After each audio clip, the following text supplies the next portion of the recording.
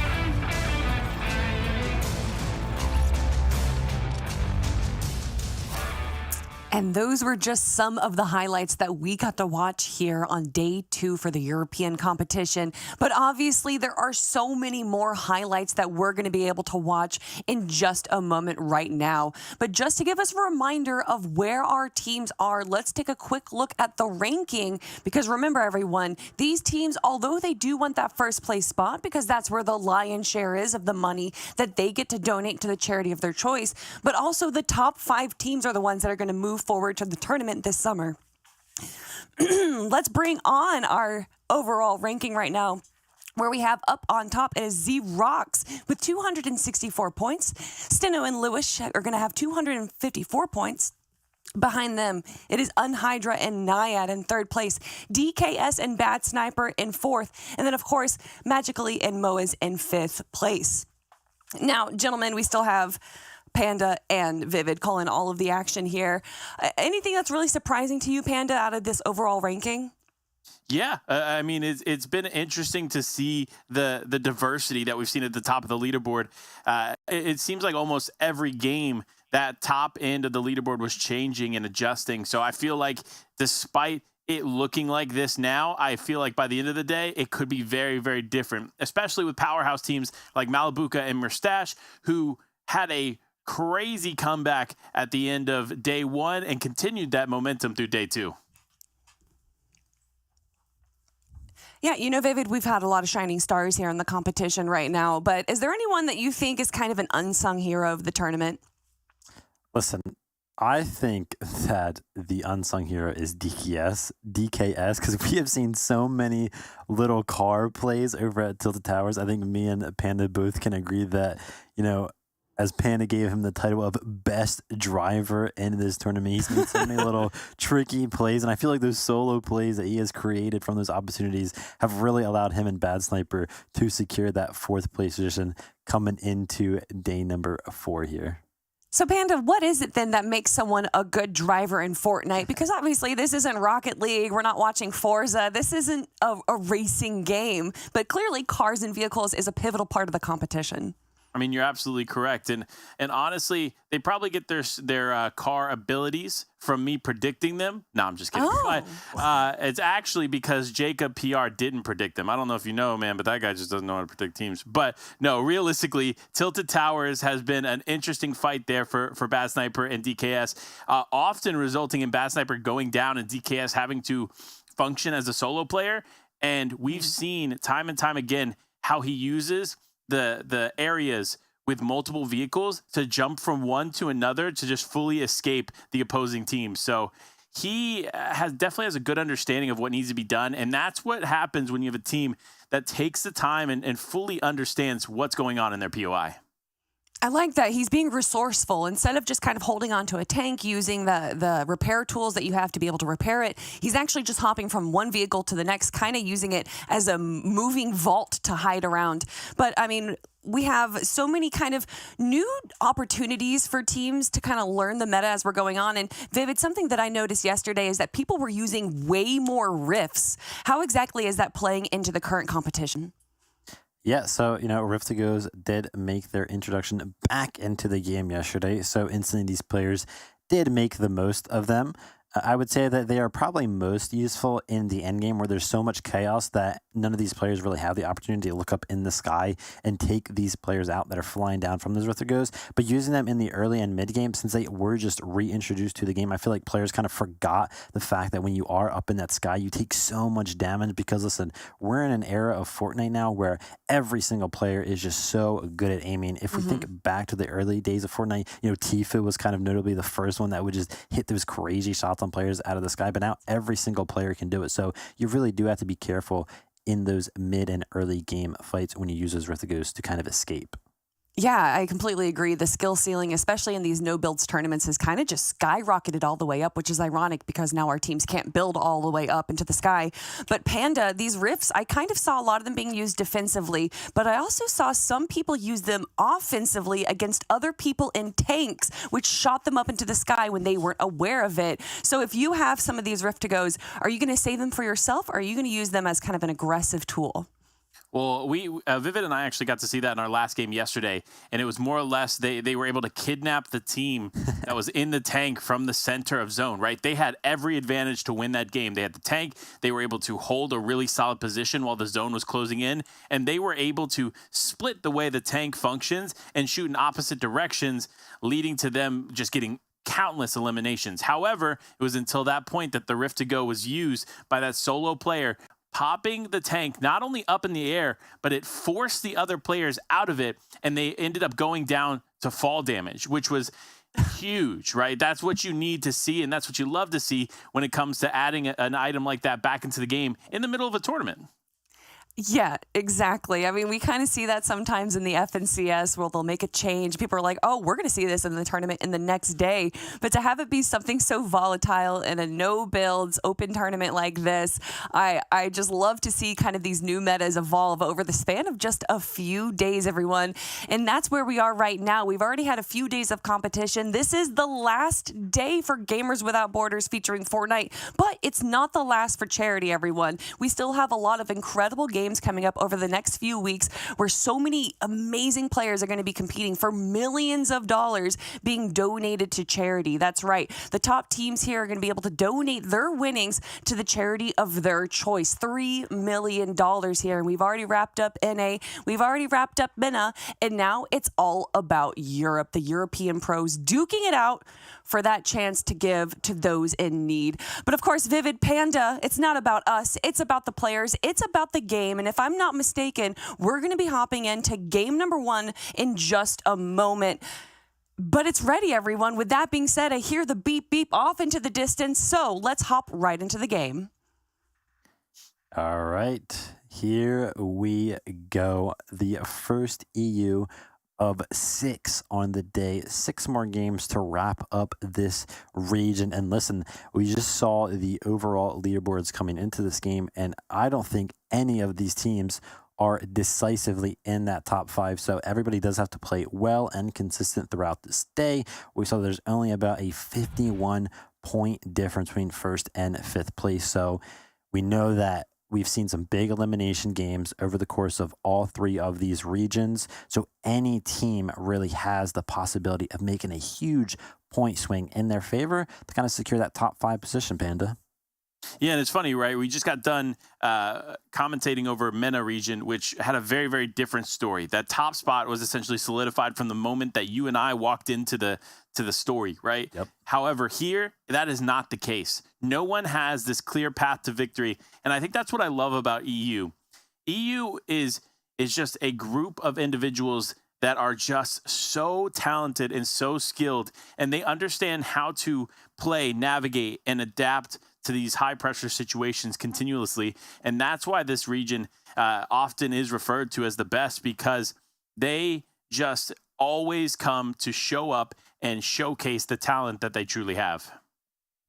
Yeah, exactly. So much talent in this lobby. You know, we have some very high-profile player names, and as we can see, one of those high-profile player names, Andretta, actually looks like he is going to be knocked very, very early on. You know, we saw yesterday, actually, towards the end of the day, Andretta made a switch up from Sleepy Sound over here to Coney Crosswords, probably because of the presence of this tank. Him and his duo, Tripper, actually looking to see if they can get some early control over this tank. And, you know, Tripper actually was in the driver's seat right there, but him and Cry here actually making a quick swap. Tripper hops out of that driver's seat. Now he's going to be in that turret seat.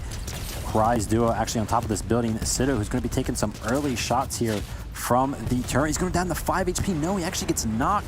Tripper, though, down to 9 HP. An interesting strategy from Cry here was actually using the tank to shoot the building, and explosive damage was actually hurting the player that was in the turret seat. So Tripper and Injector out early here. Cry, though, is aware that there is another player. He is looking, and Scry actually not interested at all, but no, he's going to be found out. Going to use that tank to barrage right into that building, and boom, there you have it. Cry, 4 eliminations and tank control in the early game out of Coney. You know, the crazy thing is, I feel like Andretta and Tripperin weren't having a bad game plan leading up to this moment, right? So for them to switch and end up going there, it doesn't fully make sense to me. But obviously, there's something in the mindset of what they're doing. There's got to be a reason as to why they made that switch. So we'll see how that continues to unfold. But speaking of things that are unfolding, it's Command Cavern. We've often talked about how this is the premier POI of the space. And we know for good reason why. These players are walking in to fights left and right. And speaking of the fight, it's Malibuca Mustache. This is that powerhouse team we talked about that has reversed the negative momentum from day one, and they are here to qualify. They continue to show up and show us why they are such a dominant team in the EU. Yeah, you got to be careful when you're landing around players like that, just hiding behind that box as a duo. That unsuspecting duo just literally walking right in and giving those free eliminations. And another one of these instances, Alex JJ hiding out in this bush. Only has that combat SMG though from Rain, so it does get some little bit of chip damage, but not too much. And that player that he was landing some shots on is going to be just fine. As you can see, his duo, Neil's actually off in the distance, does have that burst rifle. As we check out what's going on over at the Daily Bugle, looks like Solary Maggle here is going to be in the tank, but his duo is down, so Nipsey and Coop going to be looking to take that driver out as Nipsey hops into the turret seat. We have seen multiple situations where this turret does mad damage to the driver. And you can see here, Maggle does get to disengage away with that shockwave grenade. Does, and honestly, again, speaks to the value in having that shockwave nade. Fortunately for Maggie, he's going to find not only more of them, but also a really nice spot to hide because his teammate is out.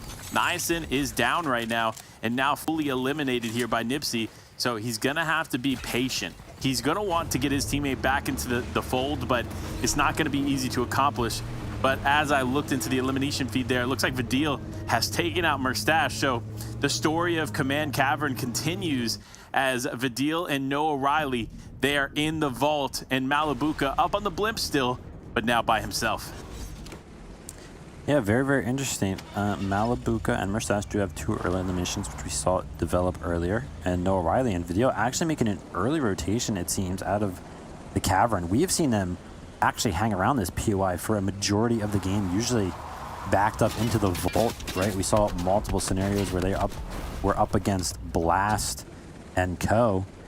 But now they are going to make that early rotation, but proving that they are kind of unaware of the possibilities, right? They do quickly run into a team that is kind of set up on that hill. So now they're actually going to double back. Not very interested in going right at Steno, who has proven that he can lay down some shots. First game of the day, though, you know, a little rusty. Maybe he's got to warm up a little bit. And Vidil and O'Reilly, listen, like I said, they're going to make their way right back to the Cavern where they know kind of what's going on. They do love to just hang out there. But interesting enough, I didn't see a Nas and Pink over at the Cavern. And as we're looking here at Steno's and Lush's POE, we can see them off in the distance. So I'm not sure where they landed. Maybe they did still land at the Cavern and made an early rotation out, but they are looking healthy. So good for a Nas and Pink. Yeah, definitely good for them. Maybe they decide to switch it up. You know, that's the thing about multi-day formats like this. When you have some time off to kind of review what was taking place in the tournament up until that point and make some adjustments, we do often see teams decide, you know what, maybe this POI is not worth it. It's not worth us fighting over, especially when you're a team like Pink and Anasu infamously hold it down to 1 POI, but with 0 builds, you can't really control the outcome as much. It is more of a 50-50 fight there in the early game and who truly has the better aim. So decisions like this to switch things up make a lot of sense, but things that don't make a lot of sense for Pink and Anas is them trying to almost push into another team. I don't know if they knew that Babacola was there, but they found out real quick.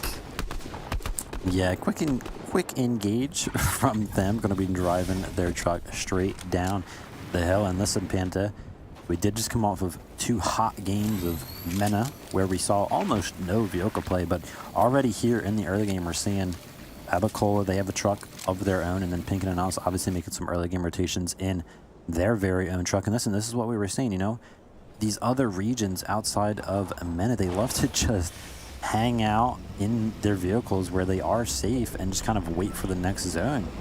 Whereas we saw so much aggression from the Mena region. So 2 different dynamics cross region here happening as we see that the zone pulls towards the northern region. So the people over here at the Cavern are going to be kind of happy about that. They will not have a far distance to travel, and Pink and Anas are actually going to look for a re-engage. They want to go back up this hill, but they know that Babacola was up here. Babacola interested in maybe leaving. No, they're going to go right back up here, and Anas and Pink are going to drive right up here. We could see an early game fight. No, Babacola and Co. not interested. Neither are Anas and Pink in a quick engage, driving straight down the hill to make sure that nothing crazy goes down in the early game. You know, it's funny. We've seen these players, again, come close to one another, and then Pink and Anas just disengage, right? So I feel like they're looking for a good hill to be on, and then every time they look for a hill, just naturally Babacola and Co., they're there. They said, you know what? We already know that we need to be here. We're just going to go ahead and rotate early. And unfortunately for Pink and Anas, they're going to be forced off and forced to find another place to hide and keep that truck alive. But if they're not careful, there are still quite a few players in this region, and it looks like another team in logjam. These teams need to start moving soon too, because that zone will be closing in shortly. And once it does, the last thing you need to do is find yourself in it.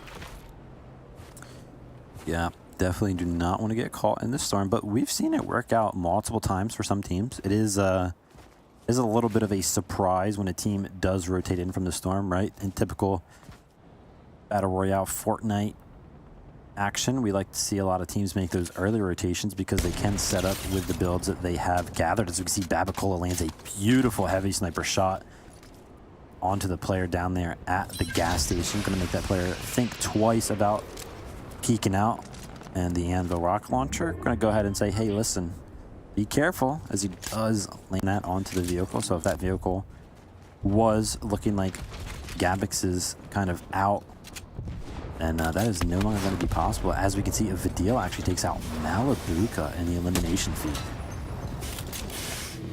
Wow, that's a huge pickup.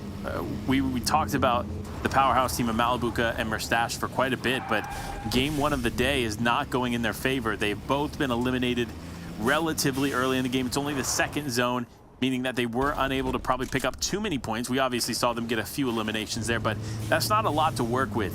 And also, looking in the elimination feed, it's on Hydra has gone down. One of our top teams there going down way earlier than they would like. So this leaderboard is just continuing to open up for other players that are interested in taking it. And speaking about how that leaderboard stands, we are tuned in to our first place team right now, Kovacs and Z-Rock. You have a little bit of a lead, but nothing to kind of shout about. Coming into these games today, they still do have to play consistently because, as we mentioned before, the leaderboard is very, very tight to the point where you cannot be lackluster, as Noah finds himself in the storm against Scram here. They are going to be facing off. Both of them have combat SMGs trading shots. Scram is currently winning out, but no, Noah is no longer interested. Scram has no idea where this play went, but I think the Chug Splashes are going to reveal that position, and Noah is actually going to make a play for the revive maybe, but Scram is going to be made well aware of this. Scram now pushing in, does have that combat SMG in hand, has taken a lot of damage. Noah is back up to full HP, and yeah, that great find there on the angle makes quick work of Scram. 2 eliminations now for Noah and a stock. Yeah, I mean, look, that's a really solid start, especially considering from past games, we've watched them actually play out the heal off, and clearly they've decided to shy away from that strategy going forward, but it did work out very well for them in one of the games prior. So we could see them, now that they're getting some elimination points on the board, if they have a good game here, they could revert back over to that heal off strategy, because they just kind of need to balance between the two, right? They need some eliminations, they need good games, but it's honestly probably a lot easier for them as well as other players to heal off versus trying to go up against the likes of players like Andalix and Nikov, who just continually beam the other players remaining in the lobby. Yeah, we've had this conversation multiple times up there. These players, they can aim, so it is scary, right? When we don't have those builds that you can just instantly place up. If you get caught out in the open, you will almost guaranteed take damage, as Nikov and Analyx are kind of feeling that wrath of Jolov in the tank, but they are safe. They do make it over to the building, and they do have these kegs that they will most likely use to replenish those shields that they just lost. And you know, we actually saw one of these zones yesterday where Logjam was in play, but a lot of these wooden structures, even the trees, the grass, land, the buildings, you know, if any of these vehicles get blown up, they do start a fire. And because of the layout of a zone like this, it can be very detrimental to any of those natural, you know, uses of cover that you are using to kind of hide, because it all being on fire is not ideal. As we can see, Noah Riley and Vidil using their Rift to go. I kind of like that usage. I don't even think they used it to kind of escape a fight. I think they just straight up use it to actually make a rotation into the logjam and get a very good position. So actually opting for kind of the first use of it, where we've seen just a simple rotation, as Vidil actually finding out that there is a duo. It's actually Baba Cola, Noah Riley, and Vidil taking some early damage here, and there you go. They're going to use the second Rift to go shortly after, but they got to be careful because you saw Vidil took a lot of damage. He is going to be up in the sky, not full shield. And I think as we tuned in for just a split second that he was actually taking some shots. Vidil down to 40 HP. Baba Cola looking for the angle again, and no, Noah Riley and Vidil going to be safe in the other building close by. Yeah, I mean, look, finding these existing structures is going to be key to the success of these players that continue to remain. But when there's a large amount of players in a region, like we've seen in Logjam time and time again throughout these EU games, it's tough, right? You kind of have to make the active decision to stay away. I feel like that's part of the reason we see players like Bad Sniper there in the distance, because it's just, in their mind, it's not worth trying to go and take any of this existing cover, because they know there are just players on top of players hiding out in these buildings. But players that aren't hiding out, Cammy and Seti. There they are with the tank on the high ground, just pressuring these players like we've seen them do time and time again.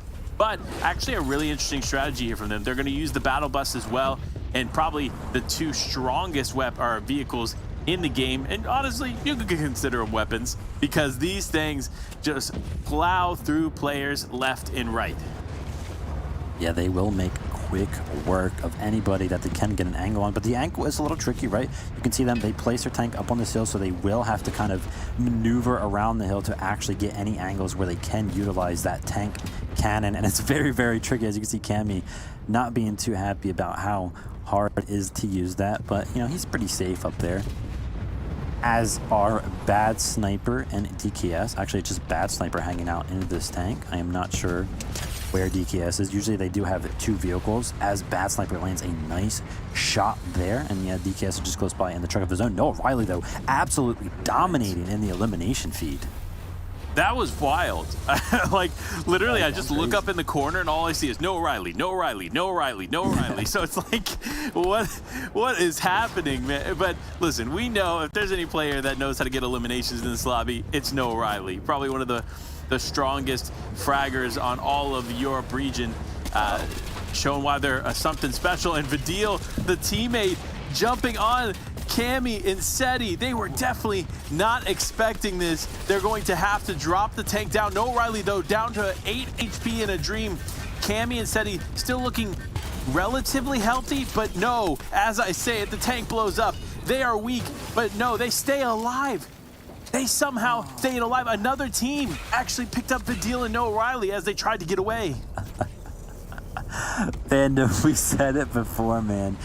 Deal and Noah Riley, they just can't control themselves. Like, you know, we saw them make a rotation with the Rift to go, a defensive play shortly after they were safe, they were chilling out, then all of a sudden they're popping off the inland feed, and they're like, listen, momentum, just go, go, go. And they Rift to go on a tank, man. Like, oh my goodness. You love to see the aggression it creates for some great action, but you have to think, like, they have so many eliminations, they were probably in a good spot, and then they just decided to full send on a tank. Now listen, if that play would have worked out a little bit faster and they did pick up that elimination on Seti or Cammy, then yeah, I think they would have been in a great position, because if we're looking off in the distance, Seti and Cammy in a great position up on that hill. But yeah, I mean, yeah, Noah Riley and Vidil out of it. Yeah, you're absolutely right. And I want to point this out, Vivid. Last time we were in a 5th zone, there was 2 teams remaining. Now look at Europe. 17 teams, just under 30 players still in this lobby, and DKS actually has gone down. But Bad Sniper should be able to get his teammate back into the game. He's going to defensively push some of these other players off with the vehicle. But no, Refsguard on the hunt drove right by DKS. That was actually extremely risky for Bad Sniper and DKS, but Refsguard actually gets away, and it does look like Bad Sniper's going to be able to blow that up as he rotates. So that vehicle's going to be out, but now is his chance to get DKS back in the game. He needs to focus on making sure that his teammate is here, alive and well, just like Babacola and Keneal, who are alive and well, and now have a really nice refresh there.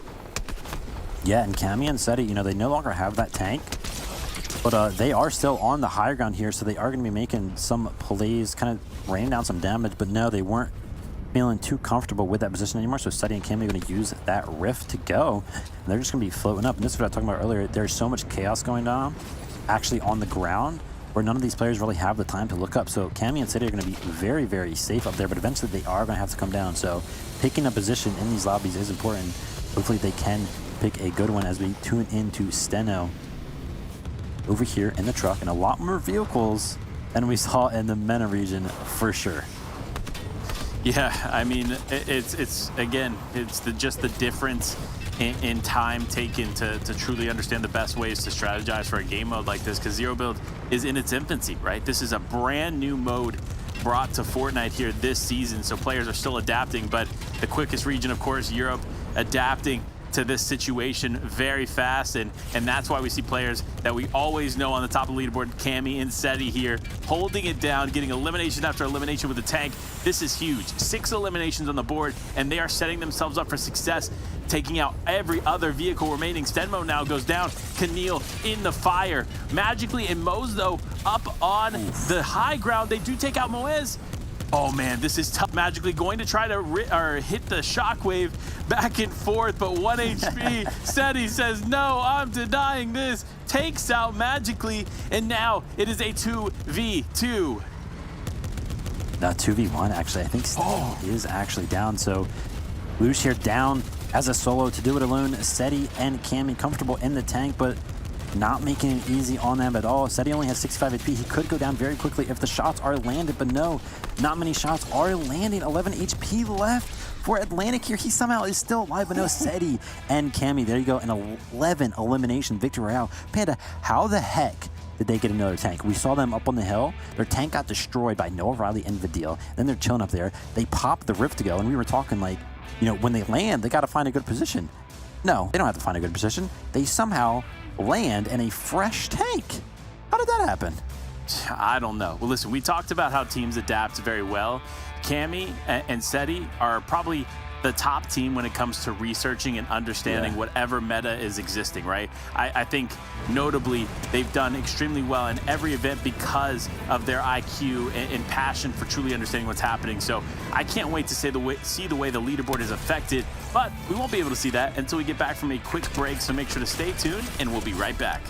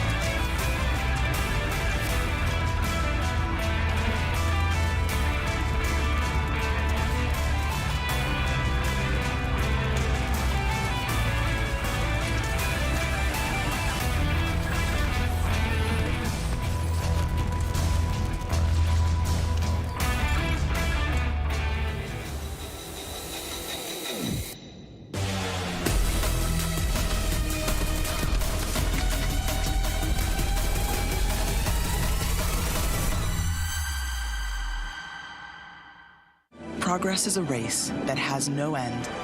After every finish line, another challenge awaits. How can we continue to push innovation in a sport at the forefront of technology? This is how.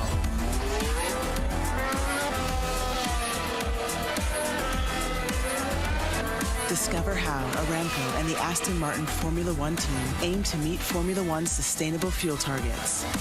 Aramco, powered by How.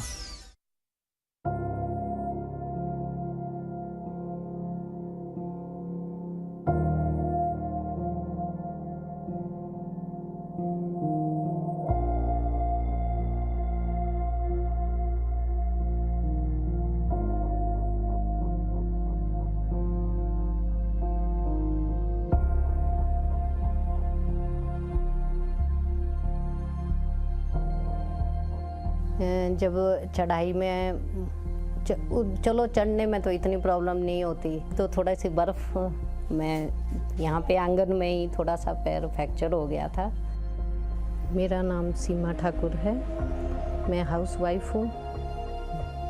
Vaccine लगवाने के लिए हमें टूटू जाना पड़ता है, नहीं तो नहीं आयुर्वेदिक वो भी है ऊपर। बच्चों के साथ आधा घंटा लग जाता है। गिरब में जो है डिस्पेंसरी, उसके लिए आधा घंटा लग जाता है। जो टूटू जाना हो तो टूटू जाने में पौना घंटा बच्चों के साथ लग जाता है। और पैदल जाना पड़ता है। बारिश बर्फ में तो बहुत मुश्किलें होती है क्योंकि बच्चों के साथ आना जाना बहुत दिक्कत होती है। मेरा नाम कृष्ण लाल है जी और मैं स्वास्थ्य विभाग में, क्योंकि कुछ साल पहले ऐसा होता था कि गांव में पता ही नहीं चलता था लोगों को कि क्या है, कोई पोलियो है कि कोई जानता नहीं था।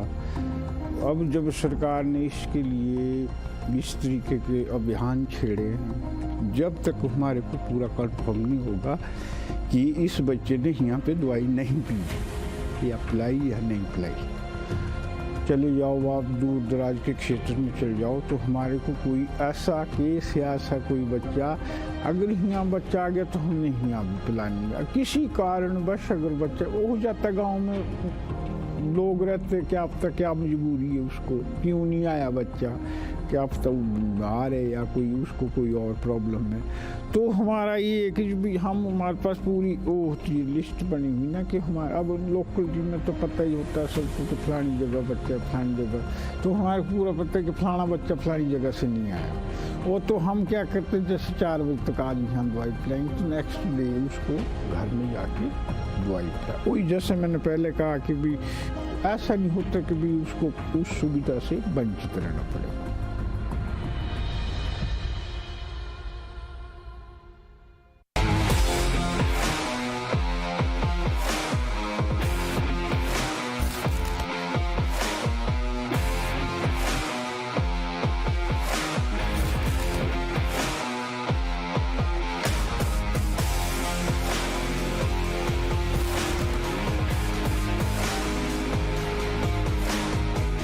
We know you hate it when you have to wait to get back into the game, but the wait will end in seconds.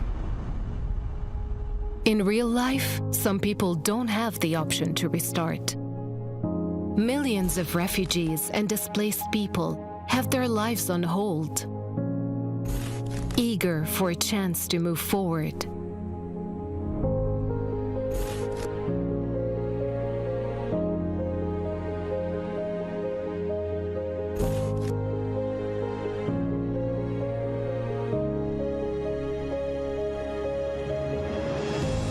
There are 84 million people around the world who were forced to flee due to war, conflict, violence, persecution, and climate change.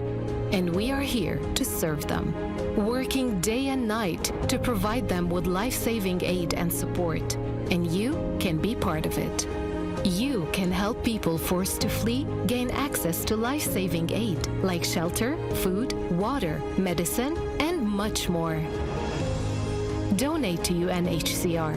Help refugees and displaced families rebuild their lives.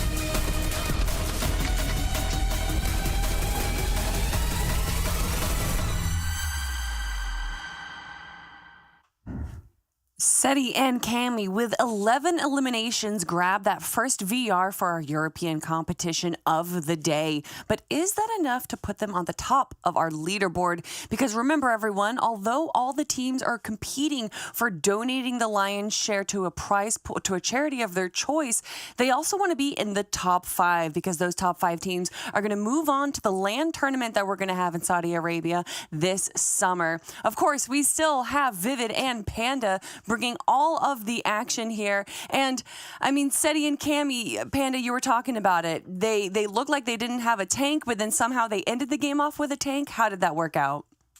Look, that's the infamous question, right? We still don't know how that happened. We watched, again, Noah, Riley, Vidil steal their initial tank that they had, and we thought that, okay, that was it. That's going to slow them down, right? Nope. They found another one. And then they proceeded not only to find another one, but then to put like an additional 9 or 10 eliminations on the board after that. So it was crazy to think about, but man, what a game from Seti and Cami. Yes. Vivid, just looking at the match ranking right now, I mean, Vidil and Noah Riley in 9th after that game.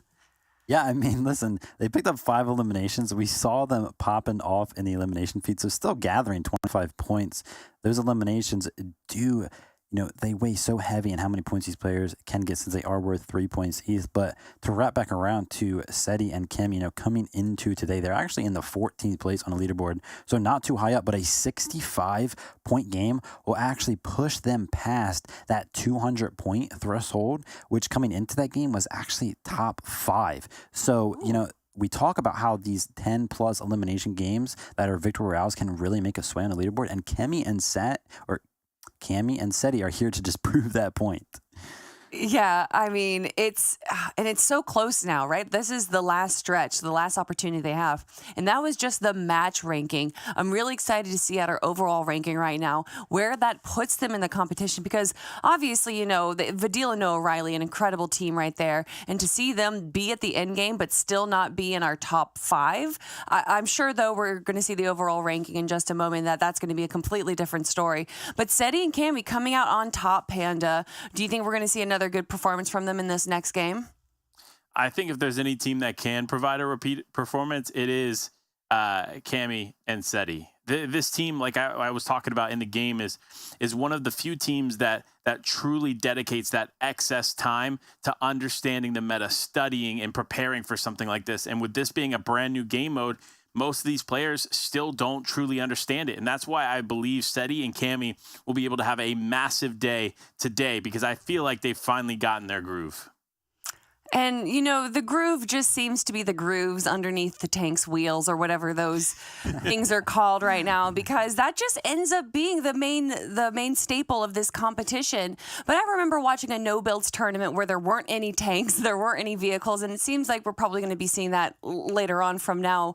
But, I mean, if you just have to hide somewhere, if you're going to hide at, behind a tree, behind a rock or something, Vivid, where is the best place to position yourself if you don't have a vehicle? Oh, man, it is so hard because there's just so much firepower coming in. A tree only has 600 health, right, which you can take out very, very quickly, especially with these tanks rolling around. So, honestly, you just want to get yourself in a position that is just low-key, kind of out of the way. Kind of want to be aware of where these vehicles are kind of positioning themselves, and then just go to the opposite side of the zone, because you do not want to be put under any pressure from any of these vehicles. Even the trucks that have these cow catchers, right? They can make quick work of players by just running into them. And I kind of have to ask an opposite question to you, Panda, where it looks like a lot of players are just going to kind of, it looks like a lot of players are kind of just jumping into the tanks as well with other teams. So let's say you don't have a vehicle by yourself. Are you just going to jump in and hope that the other team is going to have fun with it? You kind of have to, right? Listen, if you're a solo player and there's no existing cover, your best bet is probably to try to find an angle, get over to a tank or another vehicle, and just try to hop in. Because realistically, it's very tough for the players to be able to take out another player that's already in an existing vehicle. So that's kind of your best bet. But it's not necessarily guaranteed either, because if they see you as you're approaching their vehicle, it's wraps. All right, Vivid, I'm going to give you this hypothetical situation where you have a Rift to go, you have no vehicle, and you see everyone else around, and you're a solo. What are you doing in this situation where everyone else has tanks, you're by yourself, and you have a Rift to go? So if we're in the end game, and I would try to hold on to that Rift to go for as long as possible, but as soon as the pressure started to come in, I would instantly use it. And then when I was up in the sky, I would just instantly use my glider, so that way I could float down, because if there are a lot of vehicles around, a lot of these vehicles are worried about each other. And none of these vehicles really have the potential to look vertically straight up, especially the tank and everything like that. So you are pretty safe up there.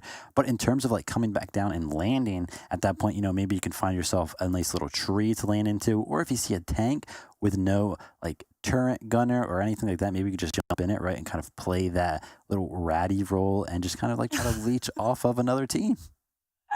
In the famous words of Shio, play like a rat dog. Yep, there you go. But isn't kind of using these Rift to goes a giant alarm in the sky for everyone on the ground? Maybe not in a vehicle, but just an alert, a symbol, a bat signal up in the sky that, hey, there's players, free players right here.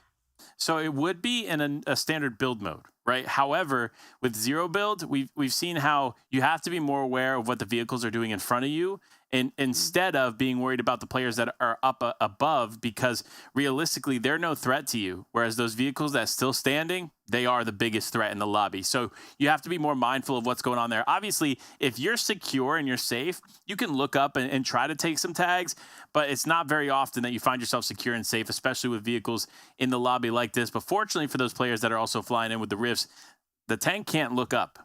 Unless you angle that thing straight up, there's no way that tank's hitting you. So the Rift to Go is probably the best bet. Putting yourself up in the air like that is going to be kind of a saving grace for some of these players, especially in those last-ditch efforts to stay alive in the lobby. And those last-ditch efforts are all because our teams are fighting for those top 5 spots, everyone. And I believe we have the overall ranking ready to show you guys to just see which teams that we need to be focusing on. Because, of course, first place is great. That's the most amount of money that you can donate to the charity of your choice. But the top 5 is what these teams are fighting for. And actually, Vivid, from what I see, the top 5 are quite a ways from the rest of the competition.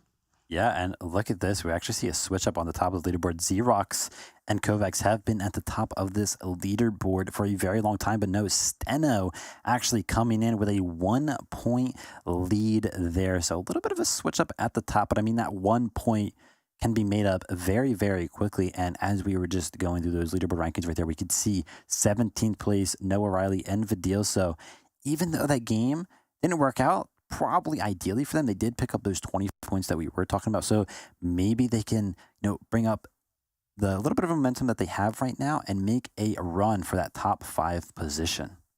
Oh, there is still definitely a chance. I believe the most amount of eliminations with a VR that we've seen so far between all of the regions is 16 eliminations. I could potentially be wrong there. But that alone, with 3 points per elimination, plus the 30-plus points that you get for a VR, that is at least 70 points that is going to skyrocket you up to the top right there. So, Panda, if there's any team that you think could walk away with 16 elims and a VR, which team would it be right now? After the performance we saw in the last game, it's got to be Seti and Cammy. I think as far as the teams go, they're probably best set up to get that many eliminations. I would say Noah Riley and Vidil because they are very aggressive and they're very good at getting eliminations. The problem is they're not good at staying alive in zero build. So unfortunately for them, while they're good at getting some early and mid-game eliminations, unfortunately they just can't stay on their feet long enough to get to a point where they could walk away with 16-plus eliminations. But if Seti and Cammy react the same exact way they did in that last game, position themselves well, utilize the tank effectively, it could be a much larger elimination game. I mean, they got 11 in that last game, so that's not too far off, to say the least. No, without a doubt. They definitely have the potential to do it. But if you wanted to increase their potential even more, Vivid, to be able to just survive to the end game, is it about grabbing an early vehicle, maybe some shockwave grenades to be able to get away? What's the key factor to surviving in a competition like this? Yeah, I think the vehicle strategy is very, very well, and it is working out for sure. So I think that anybody that can kind of replicate those strategies very, very well and keep their vehicle safe will do well in these games. I mean, there is a lot of opportunity for these teams, an opportunity for the people that we're competing for, everyone. And that is for the charities, of course. A lot of these players competing for a lot of charities, and the top team is going to be able to donate over $250,000 to the charity of their choice per region. But everyone, for right now, we're just making sure that the battle bus is ready. The engine might have broken down a bit, so we're just getting some repairs real quick. But while we wait to make sure that the next game is ready to go, we're going to take a quick look at a video. So with that being said, let's check it out.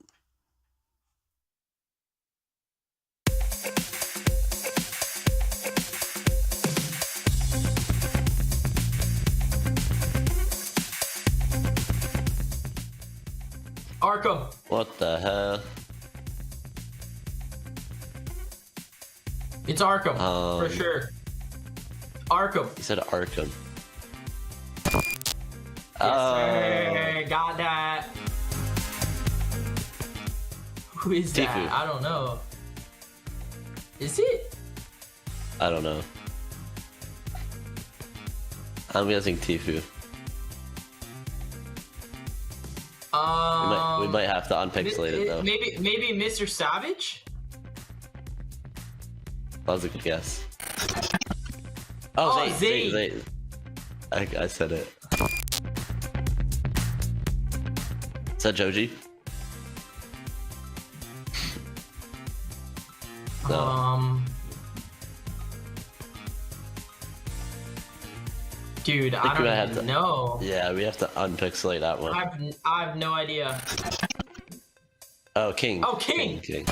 I said it first.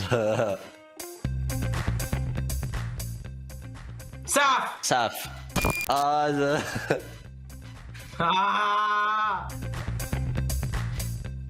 Looser fruit. Loser. Let's go. Ewok. Ewok. Oh, you lucky. Beat him. Yes, sir. Epic Will? Epic Will. He beat me. Oh, Benji Fish's mom. Benji Fishy's mom. And Fish. And Fish.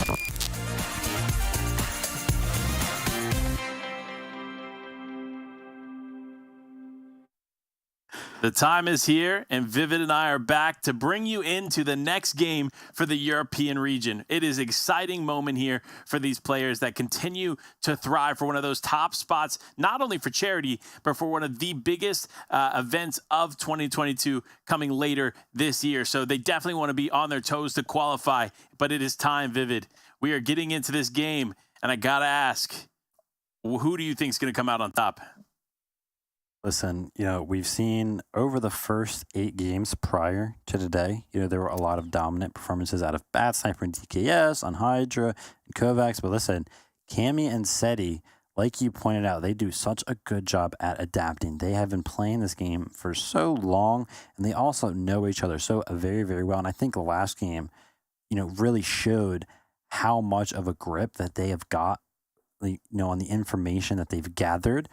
And to me, that is scary for the rest of the lobby, because if these guys get rolling, if they do have these very strong, solid strategies that they have developed now based on the experience they've had over the past couple of days, then they can start doing very, very well. But back over to Coney Crossers, we've seen this action happen before, and Dreda and Trip are actually getting early control of that tank, and Sido and Cry going to be tipping their battle bus over here, opening it up to the shots of the tank. But then Dreda and Tripper, they might be interested in just kind of leaving and being happy with the control of this tank. Yeah, I don't blame them, right? This is definitely a better strategy than trying to take that early game fight and potentially losing your vehicle. But no, Andretta says, you know what, even though we're escaping and we're dipping away here, we got the tank, but now we need the shots. We need to make sure there's no other opposing vehicles still left in it. So honestly, smart play on their part. Because the last couple games that we've watched them, when they land Coney Crossroad, they're obviously focusing the tank, but ultimately they were going down. So it's not like they could actually use the tank effectively to make any kind of plays. So this is smart on their part. They got the tank, they got away, but that leads me to believe they probably don't have too much in the loadout to work with. So they need to be either heavily protecting that tank, or they need to start looting somewhere else.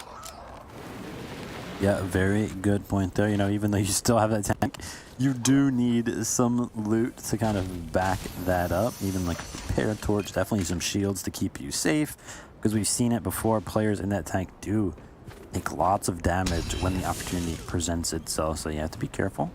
But we are tuning in over here to Keneal, and listen, we have Refsguard and Elocrats kind of looking in, testing out the area, scoping it out.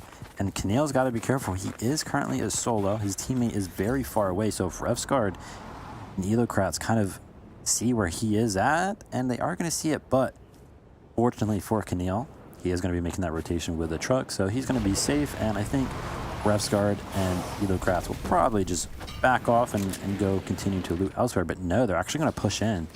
And listen, if Keneal kind of wraps back around, right? He already looted this area, so he's like, listen, I already cleared this area. There's nobody here. But Refsguard and Elocrats, they could set up some little trap to surprise Baba Cola. So that'll be interesting to see how that develops. And listen, actually, while we were kind of flying in, and I noticed that Anas and Pink, they actually switched up their drop spot. They were landing on the southern side of Condo Canyon. Wait, really? Yeah.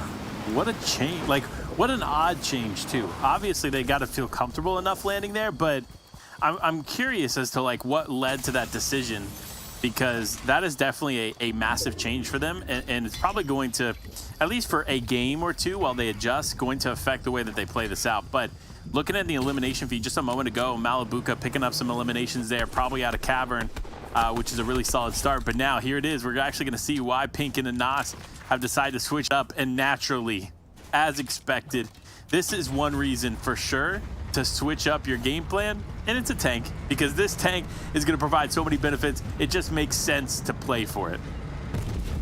Yeah, very good switch up coming from Anas, and Pink must have done their research, right?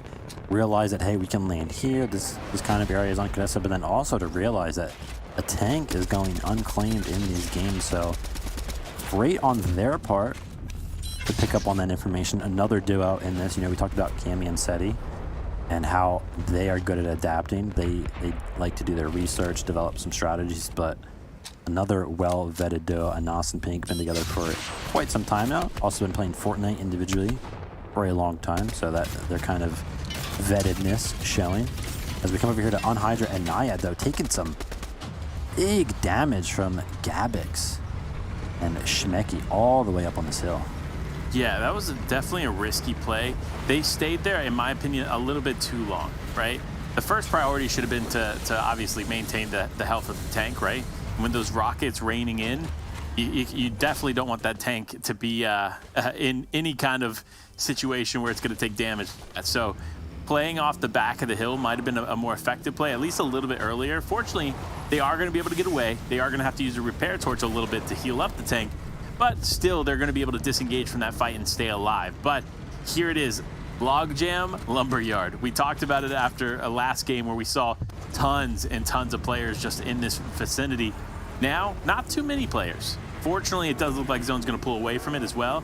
So we probably won't see too much going on in that area. However, it's still definitely a spot to pay close attention to. But Noah, over here closer to Chonkers, if you don't know, for those at home, this is actually one of the more significant areas that you can utilize for a heal-off strategy. So could we be seeing them focus on the heal-off this game? This might be a little different. They did it that one time, and it was very, very cool to see them kind of get that second place. We've saw it done one other time on the EU region.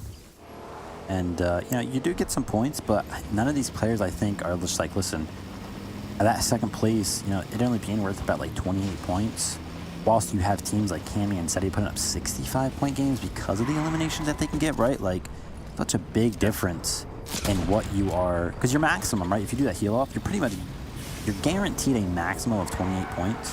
Whereas if you actually play for the end game, you kind of create possibilities to get that victory royale. The possibilities are endless. You know what I mean? Kid talked about 16 elimination games happening. Just saw an 11 elimination one. So, why limit yourself to that low maximum when you can kind of, believe in yourself and actually play for these end games? And as you can see here, the map is developing. A lot of players actually on the west side of the map, and Anas and Pink all the way down to the south, still at that Chonkers location.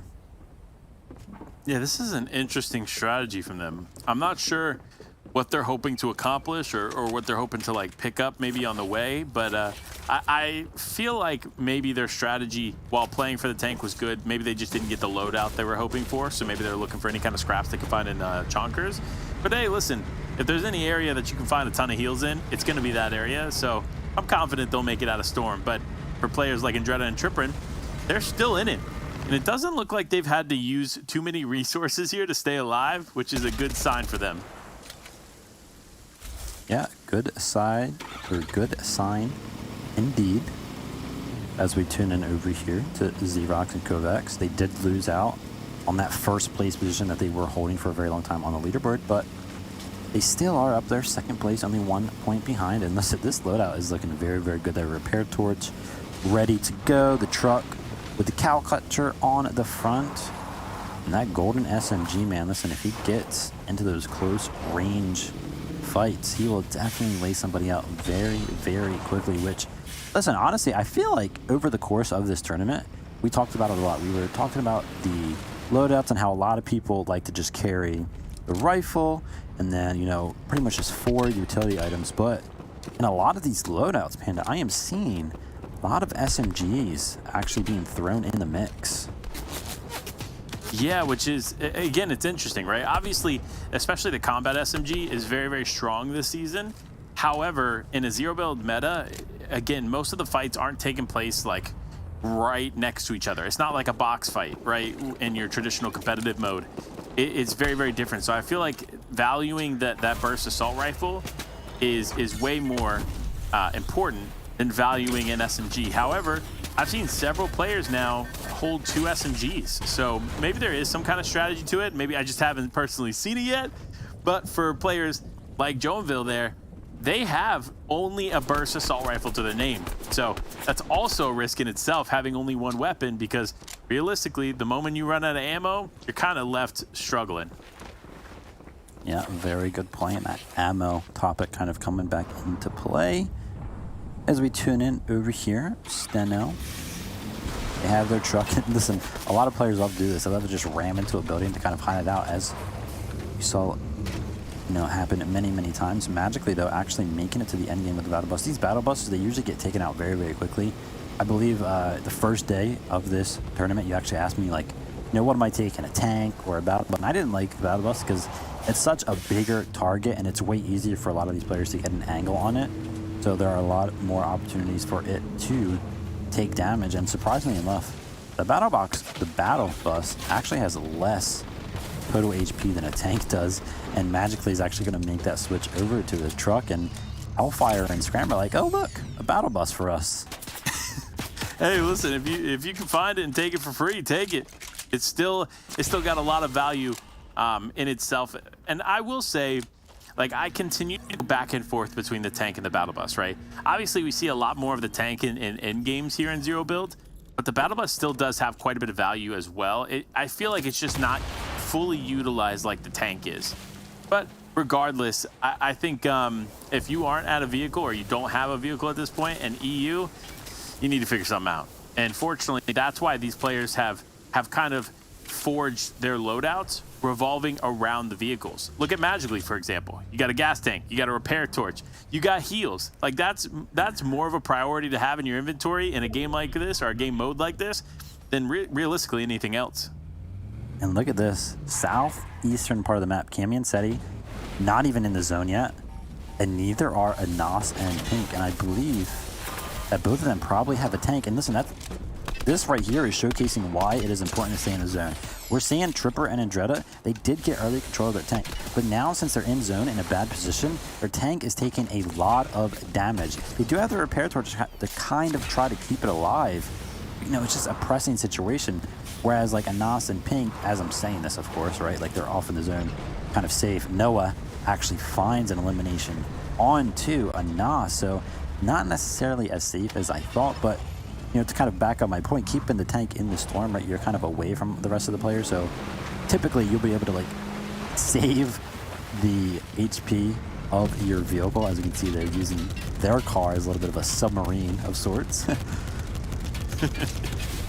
Oh man, and that might have been a misplay on their part. I don't know if they were thinking that because they went off the hill it would still just kind of float for a little bit, but no, when you have that forward momentum going straight down, your car's going down with you. It's not going to come back up and guide you across. Yep. So unfortunately, they're going to potentially lose their vehicle there. But man, looking at this right here where Hydra is rotating through, this is risky. There are so many players around here. But surprisingly enough, like we talked about before, they really aren't like focusing one another yet, of course. Obviously, that'll change here as the zone continues to close forward. But as of right now, there's not too much pressure to the players that are kind of surrounding this area. So it'll be interesting to see the way this plays out, but this is definitely going to be a crazy zone. Sleepy Sound could be the coverage and the only coverage that these players have going into the in-game. And as you can see, a lot of these vehicles are like driving around, trying to find a building that they can use to either like one, hide themselves, two, hide their vehicle. Because as we're seeing right here, EMX is just, you know, trying to persuade these vehicles to go elsewhere so that way they can maintain their area and stay safe. And again, Nikov doing the same thing, just laying down a couple shots, being okay, listen, I do not want you here. I am here, like, please go somewhere else. So a lot of these teams that are already established around these buildings will be able to control their areas very, very well. And for a lot of these vehicles that are rotated in, like Gabix here, you know, they're not the safest players in these vehicles anymore because so many players are already set up in Sleepy Sound. So maybe playing the edge zone in your vehicles is potentially a smarter decision. And as you can see, listen, your pick, DKS Bad Sniper, off to the side, not pressuring any of these teams that are already set up. Yeah, and that's what you love to see, right? You love to see just a little bit more patience, right? Obviously, it's not something we've seen typically with some of the more aggressive players like Vidil and O'Reilly, but the patience seems to be paying off for most of these players, especially for Bad Sniper and DKS. They continue to survive to the later parts of the game. While they might not be winning every game, they're still doing a good job of staying alive. But on the opposite end of that, it looks like Seti has gone down to Pink, and Dreda going down to Malibuca, and now Merstash taking out Andretta's duo. So this is a tough game for them. Another game where they're going to go down before their time, and they're going to have to figure something out in the remainder of these games if they want to be successful here in the remainder of this tournament. Yeah, cool to see Malibuca making it into the end game, and Pink actually picking up another 2 eliminations. You just mentioned that he took out Seti, but another 2 eliminations, and I'm pretty sure during that fight, I thought that Anas had gone down, so it'll be interesting to see if he's still, like, revivable or if he's actually still up, and I am just misinformed in that category. But nonetheless, you know, picking up those eliminations, thinking Anas off on the distance over there, yeah, both of them are actually up, so apologies for that. But, you know, playing that edge zone like we just talked about, it's way better than kind of being in the middle here. Now, you do gotta create a nice rotation for yourself, because if you are playing that edge zone, typically you will have to make a rotation, which can be a little scary if you do have to rotate towards a place like Sleepy Sound where a lot of these teams are already set up. Yes, set up and set up for success, right? These teams are positioning themselves in a way that they could really come out on top. But for on Hydra, you got to be careful, right? I see the play that they're going for, but this is very risky. There could be a lot of teams rotating in the same direction, as we're seeing actually unfold now. And there's a lot of unanswered questions, right? If they stay on this side of the water and it pulls to the other side, unfortunately, they're going to have a huge target on their head as they try to rotate later on. So they definitely need to be careful with the way that they're holding on. But for Kira and Blaster, their changeup of Command Cavern definitely is working out in their favor, because, as I say, that they're starting to go down, but they at least survived this long. No way, Blast. That last second shockwave to save him, very well played there, and he kind of finds himself into a comfortable position. But no, I think there's actually players underneath of that dock. Yeah, Jacob, look at him. Oh, man. Oh, no way. Kira actually makes himself down towards Blast. He might be able to actually get the revive here, which would be really, really crazy. You can tune into Nikov and Analyx. They've been holding down this building for quite some time. And listen, Panda, whilst you were talking about Unhydra there, I was looking at the elimination feed, and Pink actually picked up another, like, 2 eliminations. So a running count now of at least, I believe, 5 for Pink and Anas. 5. That, and look, we saw them obviously take a game win yesterday, right? Or not yesterday, the day before. Now we see them here trying to make their way back up to the top. But honestly, if there's a game that they could win, it's probably this one. Their loadouts were really, really solid. They're already getting a ton of eliminations, doing a lot of damage. But now we got to talk about what's happening right here, because like I just said moments ago, Unhydra and Naiad were in a really compromised spot here, with the zone beginning to pull away. But fortunately, that Rift to Go has saved them and also kidnapped that tank up in the air. So that could potentially do some serious damage there to the tank. And it does look like it's actually going to force the players out of the tank and cause them to push away. And here it is, Nas and Pink. We see 6 eliminations on the board. And the reason for it? Tanks. Yes, I love that position. Look at all these teams in the center of the map here fighting over this building. Unhydra driving around in the car. Naiad actually staying alive. Nikov goes down. I believe Analyx actually went up into the sky as Refguard in the elimination feed picks up DKS. So Bad Sniper left to do it. Jacob still down here in the water. Get some early shots on. No, the Rift to Go saves Bad Sniper right there. And Jacob, even though he only has 40 HP, he's kind of in a safe position as long as nobody realizes him. As Hellfire hops into the vehicle, Naiad and Unhydra picking up an Elim on Scram, and yet there goes Hellfire. Wow, kind of delivered some loot there for Unhydra and Nyan as they have a total of 4 elimination, and Jacob finally even the spot underneath the dock is in the car. Does Unhydra know that he's in there? No, Ref's guard goes down. Panda, there's so much going on.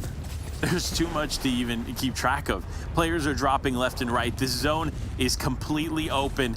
And honestly, there's only maybe one other vehicle, and it might be like a taxi. So Anas and Pink are definitely in the best position to win this. But as I say that, it's Xerox not getting the knock there onto Anas. That is huge there for them. Bad Sniper and Jeron find themselves in the air as solo players. Now it's going to come down to this. Will they be able to pick up Pink? And they do. Pink and Anas are out. Xerox is knocked, however, so his teammate in Kovacs is definitely going to need to get him up fast because Jacob still in this game. Jeron in the air, and I believe Bad Sniper is getting ready to touch down here in a moment. So Kovacs is going to have to do something, and it looks like he's not going to be able to pick up his teammate. He's going to have to focus on Bad Sniper landing here, but now it's up to him, and I think Bad Sniper, oh, no heals in the inventory. So this is going to be rough, but now Kovacs is down. It is up to Jeron. It is a 1v1. Bad Sniper versus Jeron. And who will come out on top? The shots raining in. Jeron, 1 HP. He's got the shockwaves. He's trying to send Bad Sniper into the storm. It's not going to work. Bad Sniper walking away with the victory royale. 3 eliminations. Look, I'm not going to say they did this because I picked them, right? But, you know, my prediction coming through clutch today. I'll take it. I just want I want to see them make it to that major LAN event later this year, because if any team truly deserves it from the performance they've put on, it's them. Yeah, Bad Sniper DKS with that victory round. But listen, can't wait to see the match standings because Xerox and Kovacs, they had 12 eliminations before going down. So I'm pretty sure they actually got the most points in the lobby. And then Pink and Anas, I think that they had 8 eliminations before going down to Kovacs there at the end. So a lot of changes probably happening up on this leaderboard. But in order for the leaderboard to fully work its way out, we do need to go to a short break before we run the rest of these games. We will be right back.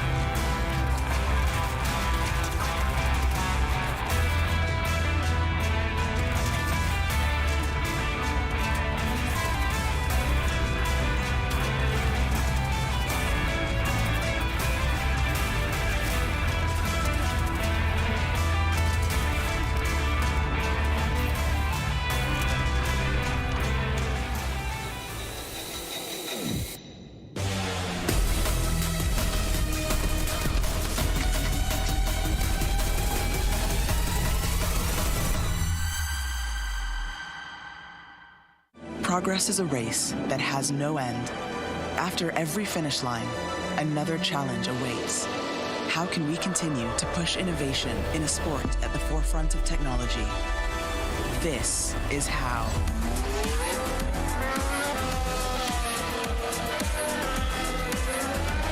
Discover how Aramco and the Aston Martin Formula One team aim to meet Formula One's sustainable fuel targets. Aramco, powered by How.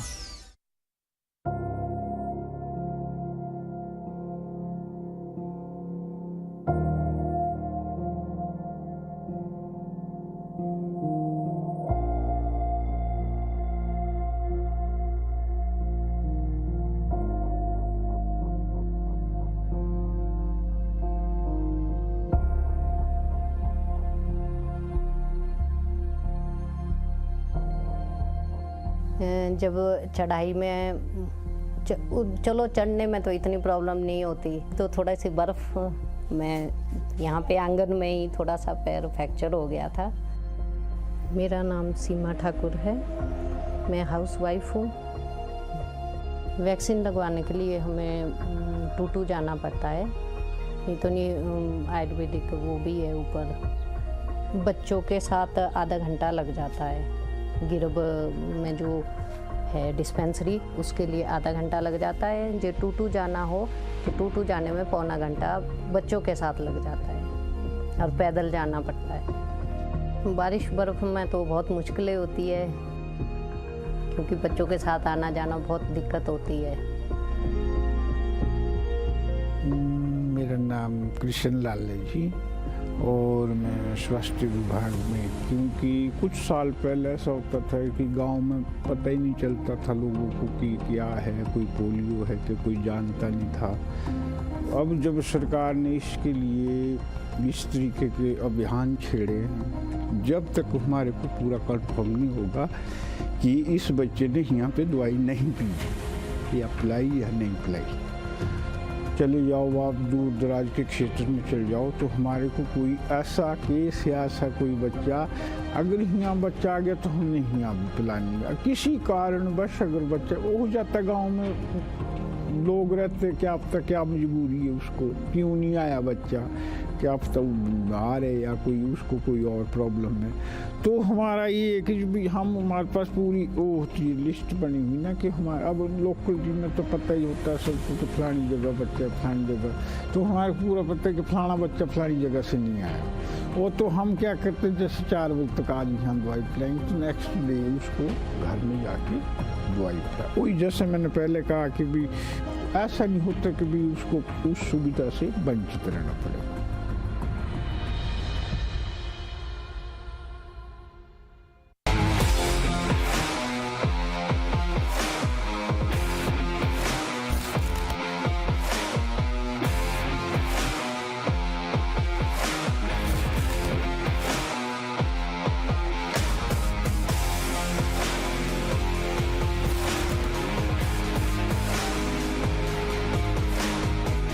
We know you hate it when you have to wait to get back into the game, but the wait will end in seconds.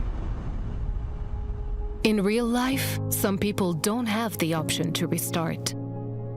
Millions of refugees and displaced people have their lives on hold, eager for a chance to move forward.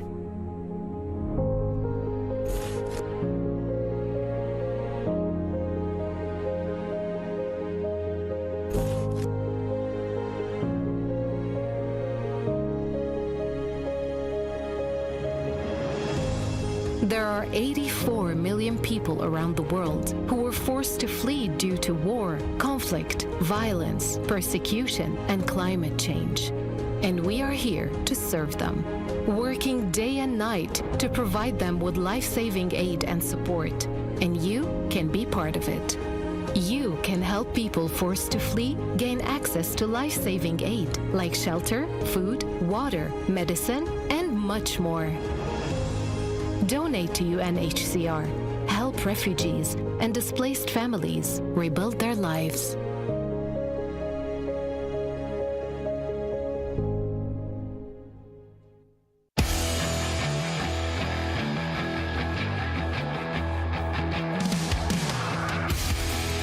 I think I prefer a no-build game mode because I think it's more dynamic.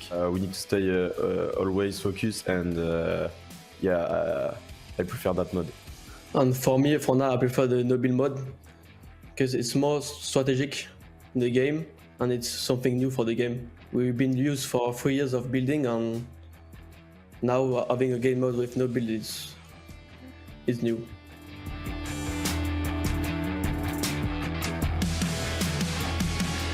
I think my favorite in-game dance is the Take the L because I like this one. For me, there's a new one.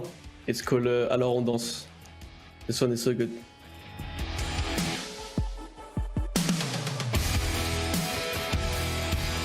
Many as we can. We need to have many mats as we can because it's useful and we want to win the game.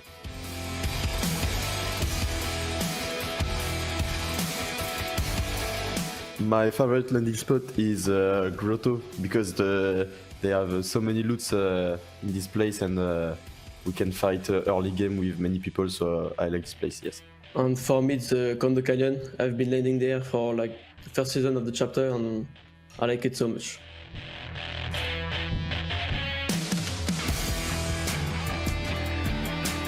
I think we both feeling great. We are excited to play this tournament because for us it's the moment to prove ourselves and our new geos. So yeah, we are happy and excited. I feel the same of him, and I think we will be ready for that.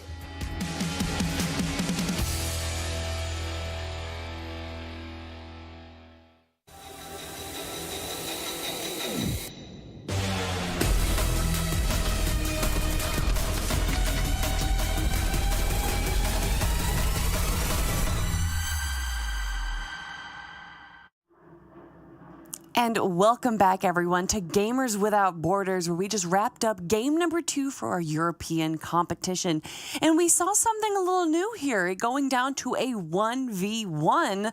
And that's what I love to see in these Fortnite tournaments, the meta changing and new situations arising. And speaking of something new, we got to bring on new casters. Of course, big shout outs to Vivid and Panda. But now we have Shio Wager and MDF calling the rest of the action for our Gamers Without Borders tournament. And Shio, you're looking good, man. How you feeling? Feeling amazing. I mean, 4 more games, we get to see exactly who gets, so much money for charity, and to move on as well to that Saudi Arabia land. Monster, how are you? Yeah, I'm doing great, man. Fresh day, fresh start. A little earlier than yesterday, but of course, we get to hop on over to the European region. Have to mix things up and get a little glimpse into what is one of the stronger regions. Oh, without a doubt, definitely one of the stronger regions here, and a region that seems to be kind of evolving the meta as they compete. Bad Sniper and J-Ron having an incredible 1v1 battle at the very end right there, and we're actually going to look at the match results to see how that 1v1 turned out our match results right there. And, I loved J-Ron trying the Shockwave grenade to get Bad Sniper out of zone, but it didn't work out. But with that being said, neither of those teams are going to be in our first and second spot. In fact, it's going to be Rocks in first place with 12 elims. Anos's team is going to be second place right there. But my goodness, 12 elims, Shio, that's quite a feat. Yeah, I mean, 16, I feel like is the magic number in terms of record that many different regions have already struck. But 12 to this early on, before, we still have so many more games to go. Seeing DKS and Bat Sniper up there too, Monster, I feel like everyone who's supposed to be at the top is still performing really well. Yeah, definitely. And that 12 elim, just to highlight a little bit more, you can see how much of a gap closer it can be getting such a big elimination game. I mean, we're talking about 20 or so points starting to break ahead there. And that's not including, of course, all the extra placement that could have happened in that round there. And we love to say in these kind of events, oh, well, that's just game number X. They still have this many opportunities.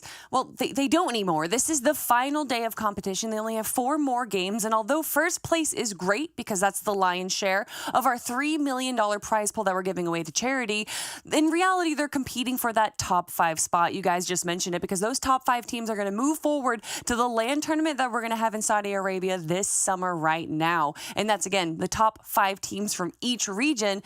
And with that being said, I'm excited to see the overall match ranking because although we do like to look to first place, it's really more so towards the 5th to 8th place teams that we focus on at this point right now because those are the teams that are fighting to get into that LAN event. And as we can see, there's only a 3-point difference, MDF, between 5th and 6th place. Yep, that is very, very close down there. I mean, if you're Andalix, if you're a Nos or Pink, you're going to need another big game in front of you. Anos did great in that last one, but they're going to need more elims to close up. We already know that, you want to be 4 or 5 or so elims ahead of the pack and, of course, an end game in order to close those 20 points plus and get up there. But, I mean, if you're within that top 5, it looks like first place of Z-Rocks and Kovacs might have just solidified a positioning place there. It's going to be hard to knock them out now. Yeah, just past that for the rest of the teams that are rocking in as well. There still is a chance, a 40-point differential all the way to the top 10. So it just is big swings, right? We saw 12 elims in the business before. We saw a lot more than that as well, form some teams in terms of a record set. So there are big swing possibilities.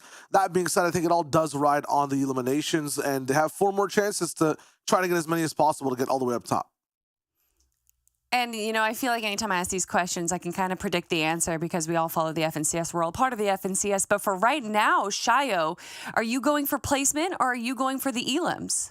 I'm actually going to be going for the Elims in this one. I feel like they are the riding factor all the way towards the top and will make the difference for a lot of these teams. What about you, MDF? Do you have I mean, we've seen some players. I forgot which region it was, but one team not even have 10 Elims and be in second place.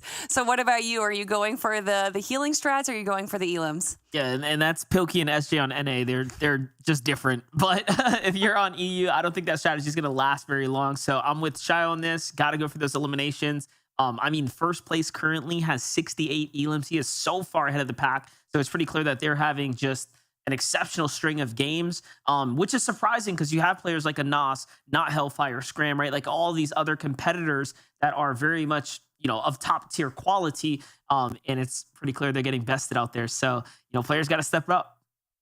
I mean, with it being such a different tournament, let alone it being no builds, but also to have vehicles in the competition, which we know has been taken out of the competition. I'm excited to see what is going to be changing here, or are we just going to be seeing a very tankful end game right now? Well, all that and more is to be said, everyone, because our game is getting ready and we're going to be loading into that battle bus right now. So, gentlemen, take it away. Let's jump straight through to that third game so far of EU on the day. This should be number, I think, 11 overall. So Monster doing that math. They have a few more left in the tank before we really decide who are the champions of the day.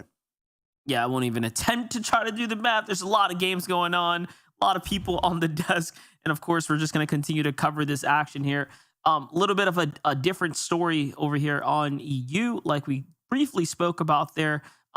Ultimately, though, the way the Fortnite games play out are still the same, right? Everything is still the same in the sense that players are trying to get those elims, but it just doesn't seem like everyone's been able to find that magical connection, right? Yeah, not just yet. I feel like for EU as well, they're still kind of heavy stacked. We're tuning with NA and even Middle East earlier today, and they were kind of shutting down overall in terms of the player motivation coming into this, but the sizes of this lobby, there's still so many players alive. It's like that day one essence of, vehicles all around the map and everyone just still ready and trying to get that top 5. Yeah, and that's really impressive. Honestly, it just speaks to EU taking things pretty seriously, regardless of whether, there's a lighthearted, right, charity component to it or not. Talking about that, though, on this side, Tripper and Andretta find themselves in a tank here, pressuring up against all the players that are just touching base here. Most notably, Screwy and Kiko off to the side there. Loot Boy Kiko's trying to just hold things down here and not necessarily make too much noise. He doesn't want to bring the attention to him, but, man, Andretta's bringing the fire right now. Still wrapping in. This is going to be tough. Colo trying his best to maybe get one cheeky tag. Andretta takes Keneal right off the top of the tank as well. I mean, Andretta Tripper in a lobby, especially like this one, already so powerful. You give him a tank and a POI like Coney, there's nowhere to hide. Yeah, definitely not much you can do here other than pretty much hold it down, but hold up. A little bit of high ground here is going to find an angle onto Andretta. Andretta's going to get popped off the vehicle there. And Kiko and Screwy also tuned in from the side. Oh, man. And just like that, looks like a little friendly... how do we say this again? I said the enemy of the enemy is my enemy. This is my yeah, but we're all cool, kind of. Like, they work together. Yeah. That's what I'm trying to say, guys. Take out the big threat there of the tank. Enemy of the enemy is my tank driver for this one, and they'll be rolling. Screwy and Kiko now, though, going to be rocking in. Some of the biggest W tiers, given the best tools in this lobby. A big vehicle. It's that battle bus rocking in from all angles. This is going to be tough now. He's going to jump on one of the actual turrets. Screwy sees it coming. Nice prep right there, but there is one more team, Southside Coney. The battle's not done for these guys yet. Yeah, I think Crew learned a big lesson there. I mean, when there's like the gunner and the explosive turret available, if the player's on the gunner, do not jump in the other. You're just not going to win it. And yeah, he'll be taking that one as lessons learned in today's tournament. So not for nothing, although he's going to get sent back to the lobby a little early. This is that invaluable knowledge that'll make him a better player in the long run. Absolutely. Sosito, though, is not done with this one. Going straight for what I would assume is just a bit of loot, maybe even prize card. He's going to get seen out during this heist, though, and Officer Kiko is not going to be happy about that one. They're going to be chasing this man down. We talked about the importance of eliminations. That's exactly why this hunt gets active so fast. They get this one. That's another 3 free points, Monster. Yep, time to get in there. Definitely scoop this up. Love the play, though. The Rift to Go comes out here. He didn't grab the bus. I thought that would have been sick if he did, but either way, it'll be okay. Nox gonna go ahead and escape off the side. Screwy and Kiko, smart plays here though. They're gonna kick back like, hey man, we got an entire point of interest to work off of. We got a lot of loot to go ahead and double back on. So gonna go and do that. Meanwhile, a whole different story going down here. Much different pace of battle right now between Noah Riley, Vidil going up against Blaster.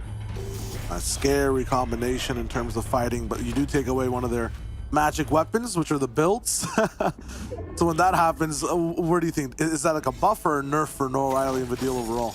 Definitely a nerf. These guys are mechanically ahead of the pack. I think taking away the builds puts everyone on a more of an even playing field with them, which works against them.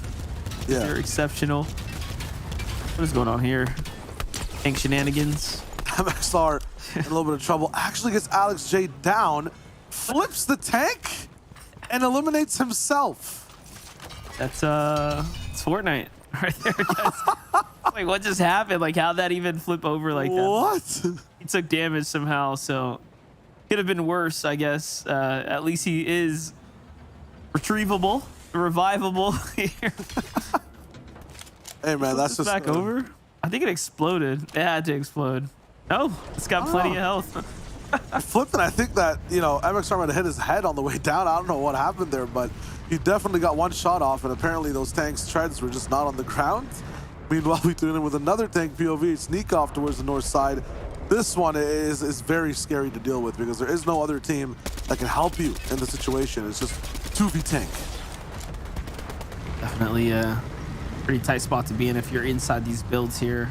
The builds are very much vulnerable to this tank vehicle here sitting up, starting to put these shots down, but there it is. Reckon's got some nice angles, a lot of tree, a lot of brush to work with here to find some interesting angles here. Andalix in the distance there, trying to look for a side angle, but looks like things are going to simmer down a bit here. No need to overcommit, earn any additional resources that are needed. And of course, using those vehicles, time to start playing for that. Playing for the map, playing for better positioning like Kiko and Screwy are doing here. They've already gone from the western side way on over to the east here looking for players. They're going to do just that. Almost gets someone ran over there, but it's not going to last long. There's nothing these guys can do. There's going to be an attempt for maybe even a sniper shot. It's just a matter of time, and just like that, they roll in, walk in the park for Screwy and Kiko. 4 eliminations already, and they're not even in that third zone. In trouble now a little bit, but they should be able to get out scot-free. Screwy's down, and that's Keneal who's rolling in. This man got taken out towards the start of the game from the same POI that Kiko landed at, and now they get a little bit of revenge. Drew actually just barely survived that med miss. Is going to put him all the way back up to top HP. Luckily for him, he found himself a little moment as he went behind the cover there. But it's a rinse and repeat type performance here. Oh, this time Colodo coming in with a different strategy. He says, no, I'm not going to get in the seat. I'm going to jump up here on top of the tank and be a little more nimble. And it works out. But Kiko with the counter firepower looking good. Now what? Do you get in the gunner? Do you go for the toe-to-toe fights? Oh, it's looking pretty rough for Kiko right now. It's going to be tough in the backside, though. He's going to swap and take control of the big shot up top. This is going to be nuts. Kiko somehow surviving, 68 HP. It's a matter of time. He's bullying his own tank down, too. Keneal's kind of driven it towards a house. This is one of the most intense tank fights we've seen so far, just for possession of being in the game or getting that vehicle. Keneal goes all the way around, might be towards the back of the tank as well. Wow. It's Kiko's aim. Kiko's aim you can't mess with. He takes both down in a 2v1. Vet comes out on top. He actually managed to convince Stroke there that he was going to win that fight. I think if Stroke would have kept doing that pressure from the low ground the way he had it, he had all the health advantage, but it's that's something that pros will do, right? And you talk to them, they're not afraid to fight with lower health, right? And that, I think it just makes you question yourself, like, dude, wait, does he have HP? Like, why is he fighting back? Why am I getting hit? Like, what's happening? Am I losing? And then once you lose that mental battle, it's over. He went to pretty much run away and dropped all guards, so. Yeah, that's, you know, that's where you ask them, or you ask yourself, is this player a psychopath? Or like, am I just too weak to fight this? Like, what is this guy doing? But yeah, I mean, confidence is literally 75% of the game, so I like that from Kiko. Huge plays, huge plays. Cool to see it play out too in this like zero build world where, again, you can't just turtle essentially, right? You have to literally run. So watching him run away like that and expose himself was definitely all that we needed to see there. On the other side, though, looks like another standoff here just outside the edge of the zone. It's not Hellfire who's at the other side of this suburban town. Greasy Grove.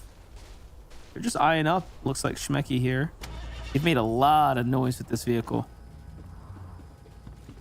Taking a few pot shots at it too, but it's so far away at the edge of the zone that I don't feel like a fight's gonna break out here at all. This is just for, I was about to say Surge. My brain is still in FNCS mode, but maybe just some car damage. Not today, my friend. Not today. I've seen very few games where Surge actually goes active in zero build in general, though. Even like in, you know what I mean? Really? Big lobbies. Yeah, it just doesn't happen. Too many fights too fast. Maybe they need to change the Surge numbers, you know? Like 40 players, there's Surge. And then it gets really That'd be crazy. Interesting. Yeah, that'd be interesting. What it really is, though, is I think it's just the state of the airdrop ships, because like you'll see a team, they just got to get like a little lucky with the wrong team entering the wrong field where there's no cover, and they have that like you know, bird's eye view. I think that's really where people fall victim, like round after round. Makes the most sense. Channel Hellfire will be left back, has Chonkers as well to be able to get towards the zone. They're going to be looking fine. With these many players alive, I don't think we've seen this for like a couple of days so far. This is seriously a nice game to tune in with EU. It's going to be pretty serious and pretty active towards the end with all the tanks. Yeah, definitely. And you see Scram looking to just keep this vehicle alive, but shots coming in from the left and the right now, Shayo. I mean, only a matter of time before people figure out we got these guys on the ropes, but looks like they give it up just a little bit here. That's enough for them to go ahead and settle down. Meanwhile, the team that was inside Greasy Grove that was tailing behind them is going to dip back into the storm here. Is this for, yep, I was going to say some little petro, some fuel.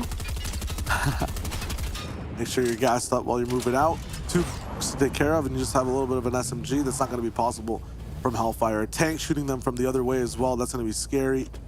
These guys are probably wishing that they could turn off the headlights to stay as incognito as possible. It's going to be tough, and there's so many people around. I'm not gonna lie, it was a pretty clean shot there. We tuned in just as that missile flew by. They were like, just so happened to be backing up the vehicle. I was gonna get bopped. Probably flipped off the mountain too as the physics start to kick in. For Fortnite being such an exaggerated game, it's pretty hilarious how the physics have some, like, I guess real life connotations. Yeah, you know what I mean, like the way it kind of plays out. Like, I wish we had like a little bit of a ragdoll effect for some elimination sometimes, but that'd be so funny. You gotta keep it. That would just be hilarious. Like, that'd be nice to see people fly off of. You just did it. I was gonna say, if you didn't poof, but instead your body just like. It actually looks so brutal in a box because you have to hit the wall. Like, oh, no. Right, every time. People just carrying the ragdoll bodies out of the box too. It's too gruesome. Too gruesome for the game. Maybe one day someone will put like just like an edited version of what that could hypothetically look like. Cease and desisted in 5 minutes maximum, as I'm calling it. Oh, you think so? Yeah. Like, yeah, no, shut this down. This content cannot exist. Yeah, forbidden Fortnite. I feel like there's definitely videos like that on YouTube where it's like kind of has like gory thumbnails where you're like, this is totally not the game. Like, what are you getting at here? Blood here? I've never seen that before. This is something's off. Maybe I should click the video. Ooh, the thumbnail worked. That's crazy. Best channels are the one that guess the lore and then have you sitting there like it's gonna happen. Someone's gonna come out the lake right now. I'm telling you.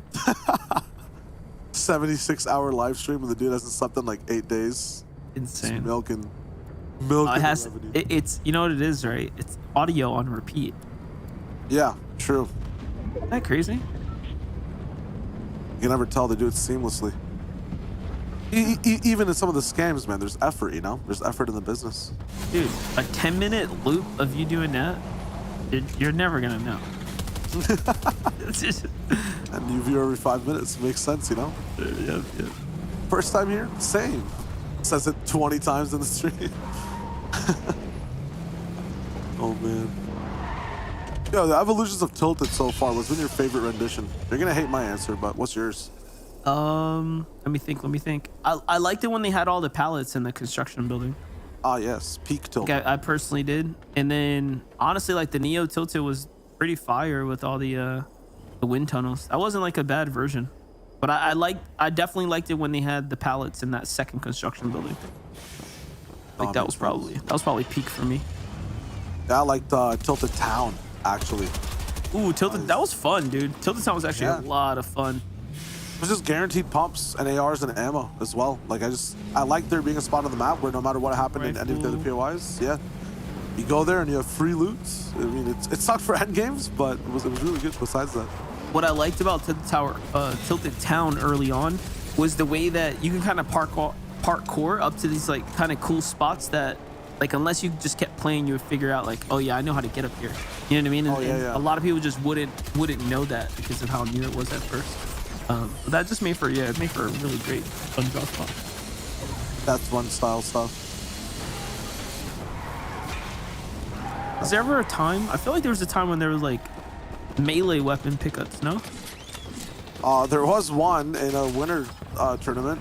But no, I'm not talking about that one. I feel like there was another one. Oh, the Star Wars season. That's what it was. Ah, yeah, the lightsaber. When the sabers are in the game, I'm not gonna lie, those are also pretty fun because you can reflect bullets back, and that just felt kind of sick. The action. Like a Kingsman umbrella that could do the same thing, but like it just never was in comp. It wasn't as good. It wasn't as cool, I guess. Yeah, true. That's crazy though, Demon. It wasn't a saber, you know. That's all. Didn't spin it and make the noises. You're right. Oh no, that was really nice. There's so many fun like random additions that came in, you know, from season to season.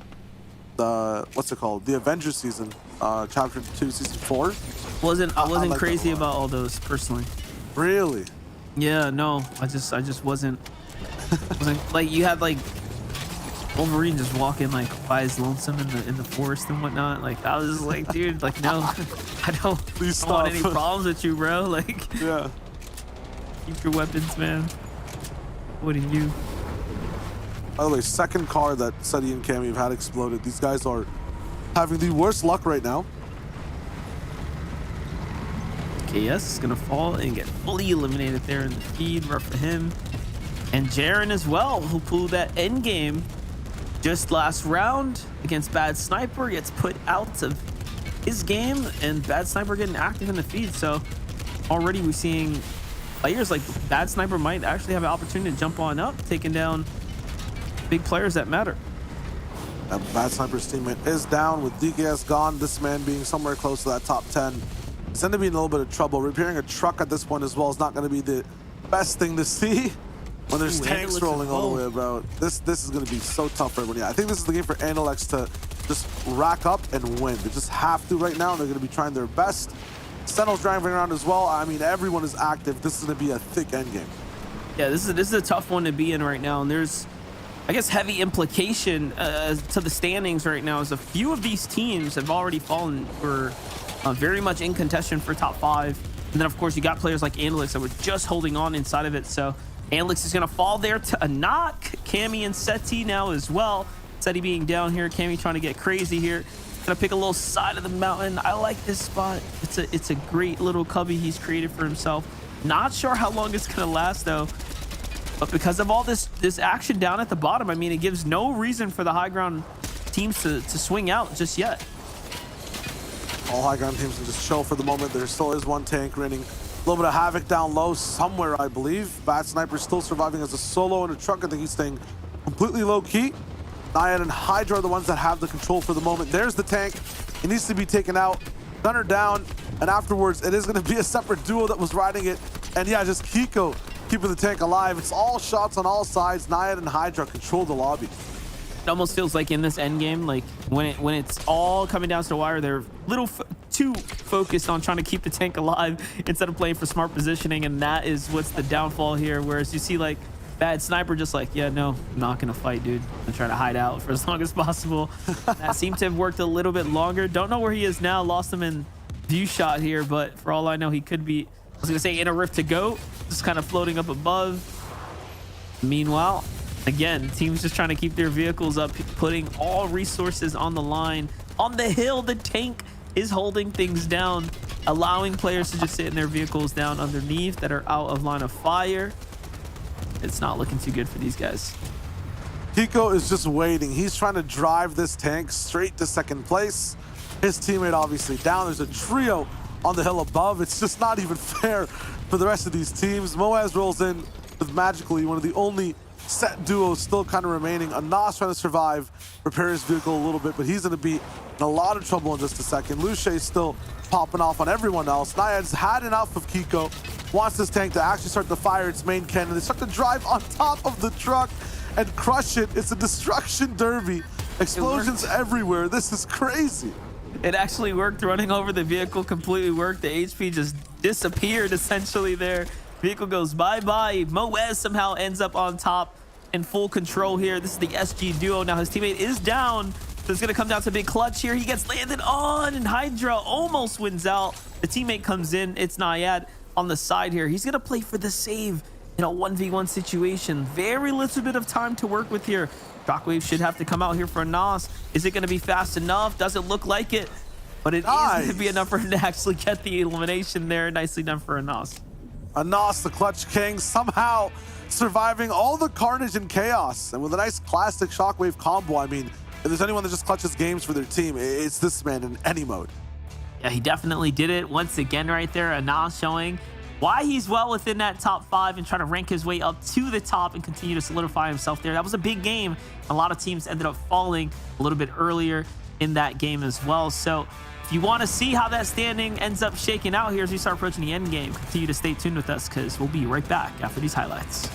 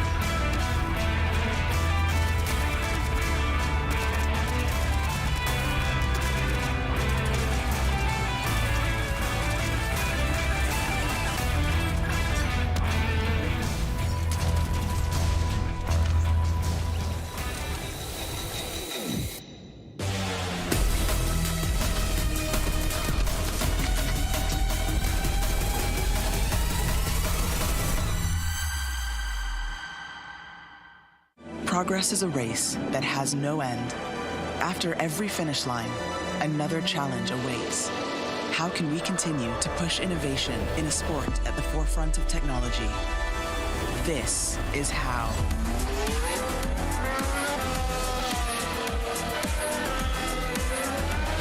Discover how Aramco and the Aston Martin Formula One team aim to meet Formula One's sustainable fuel targets. Aramco, powered by How.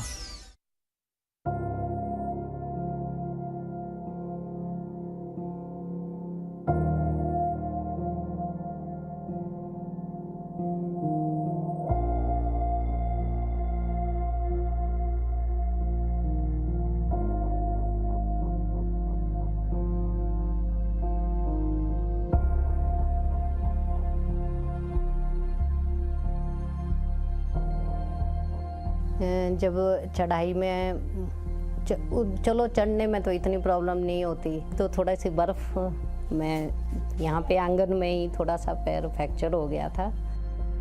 मेरा नाम सीमा ठाकुर है मैं housewife हूँ।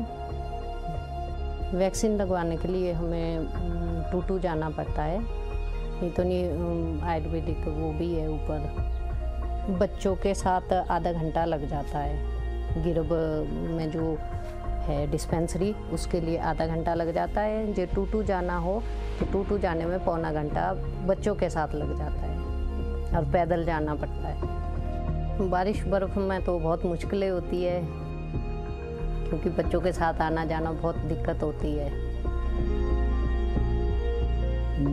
मेरा नाम कृष्ण लाल है जी, और मैं स्वास्थ्य विभाग में, क्योंकि कुछ साल पहले ऐसा होता था कि गांव में पता ही नहीं चलता था लोगों को कि क्या है, कोई पोलियो है कि कोई जानता नहीं था।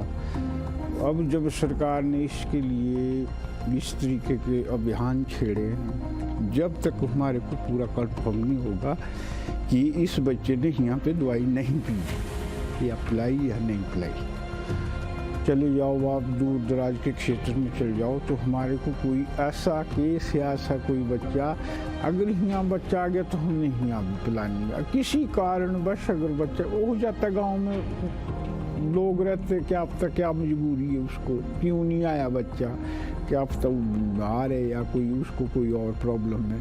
तो हमारा ये है कि भी हम, हमारे पास पूरी वो होती है लिस्ट बनी हुई ना कि हमारा, अब लोकल में तो पता ही होता है सबको कि फलानी जगह बच्चा फलानी जगह, तो हमारे पूरा पता है कि फलाना बच्चा फलानी जगह से नहीं आया।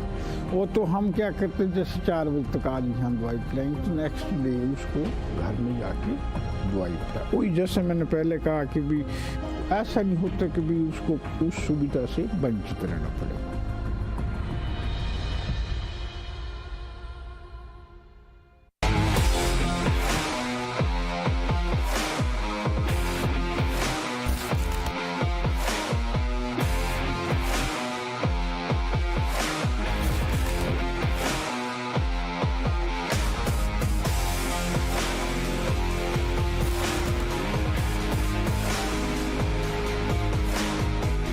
We know you hate it when you have to wait to get back into the game, but the wait will end in seconds. In real life, some people don't have the option to restart. Millions of refugees and displaced people have their lives on hold, eager for a chance to move forward.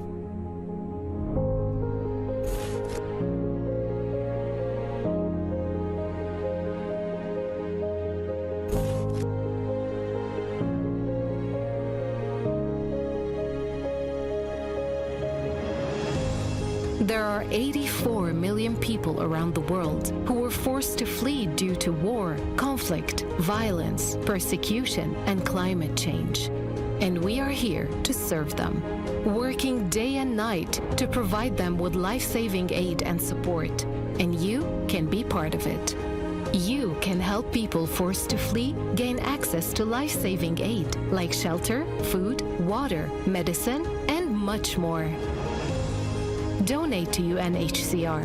Help refugees and displaced families rebuild their lives.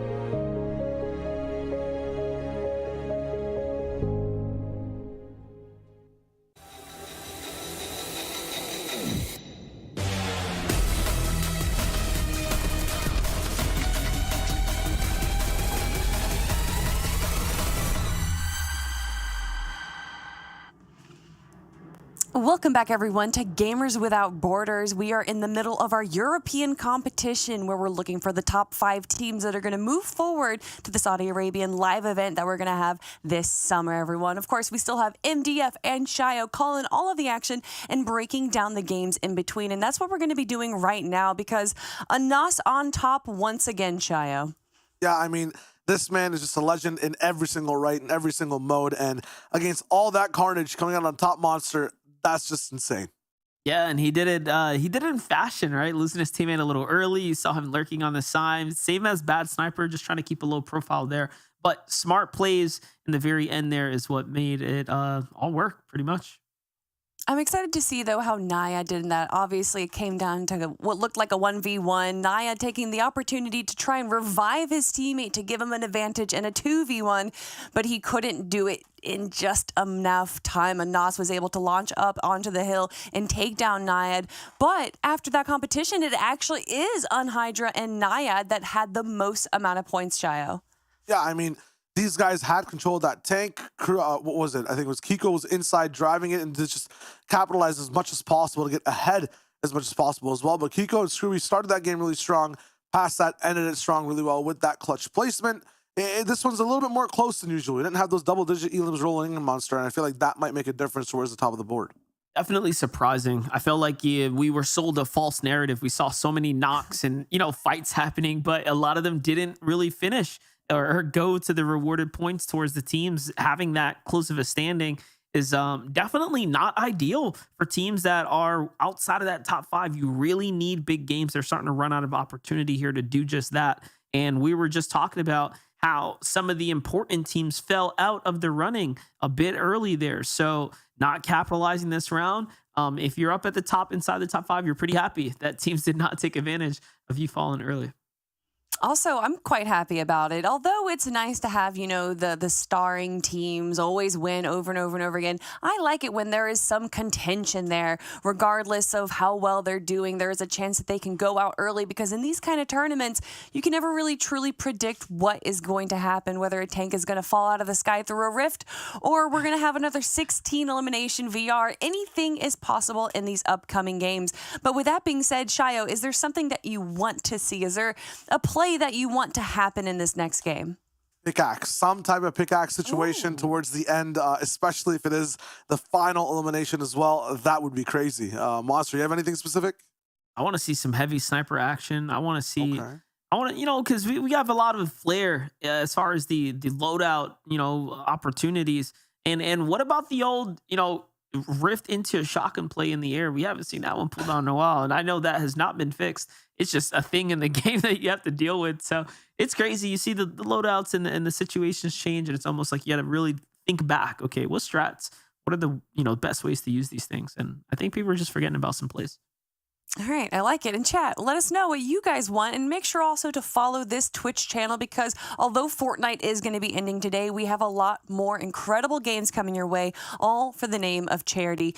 But for me, if I had to request one thing, I want to see Heal Off where it actually comes down to the team that is in Storm taking damage, grabbing the VR instead. We saw a few situations where Heal Off was happening, but it didn't look like the team that was actually in the Storm was going to win, even though we saw someone with, 18 floppers at one point still fishing in the zone. So that is going to be my request. So players, pay attention. I know that you guys are watching us right now.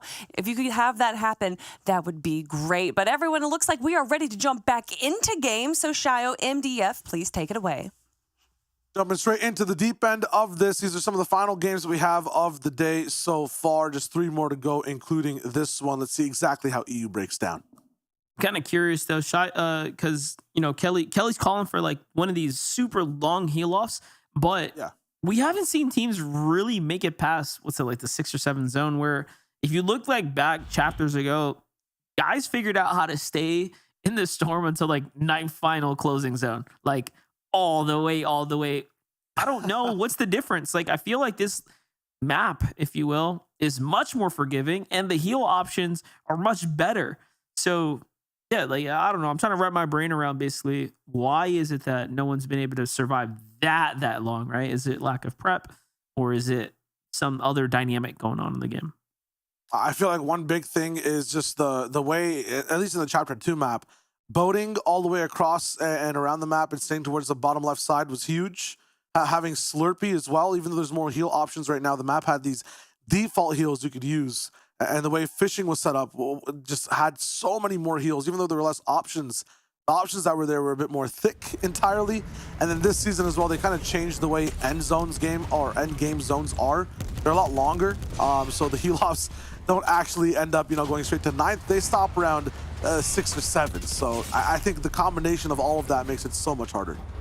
I just felt like with the whole, because now you can basically get chug splashes way faster than ever before. So the time it takes to get ridiculous amounts of heals stacked up is a lot faster than in the past. And I don't know. I guess there could be some offset or some off balance there. I mean, how much? So, Chunk Splash is what, 20 like white HP, right? yeah, but you're finding 4 of those, like right off of one swing, and med mist that falls out of those. True, but then there's a limited amount of those, right? The Sinnohs, like the very small fish that are like what, 15 HP, those were like just unlimited. Like you just literally have an unlimited amount of those and just keep rolling for them in a sense, right? I feel like the difference between those two, I don't even know, might be the wave. Maybe there's an NPC on the map that actually drops some forms of white heals. That could probably be pretty exploitable. Yeah. Keep thinking about it. This is my chance, guys. Take out the heal strategy. Just get it. Let's see if there's any potential for people making it out of Tilted to be in a heal spot. With Noah Riley down already, I mean, if the aggressors are falling, I think no one survives this POI. Pretty rough spot to be in right now.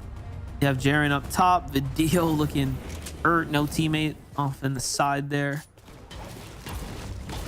Jetpack action, so they've clearly come off the dropship now. Not a great loadout, but hey, found some C4s, so he's got something to work with here.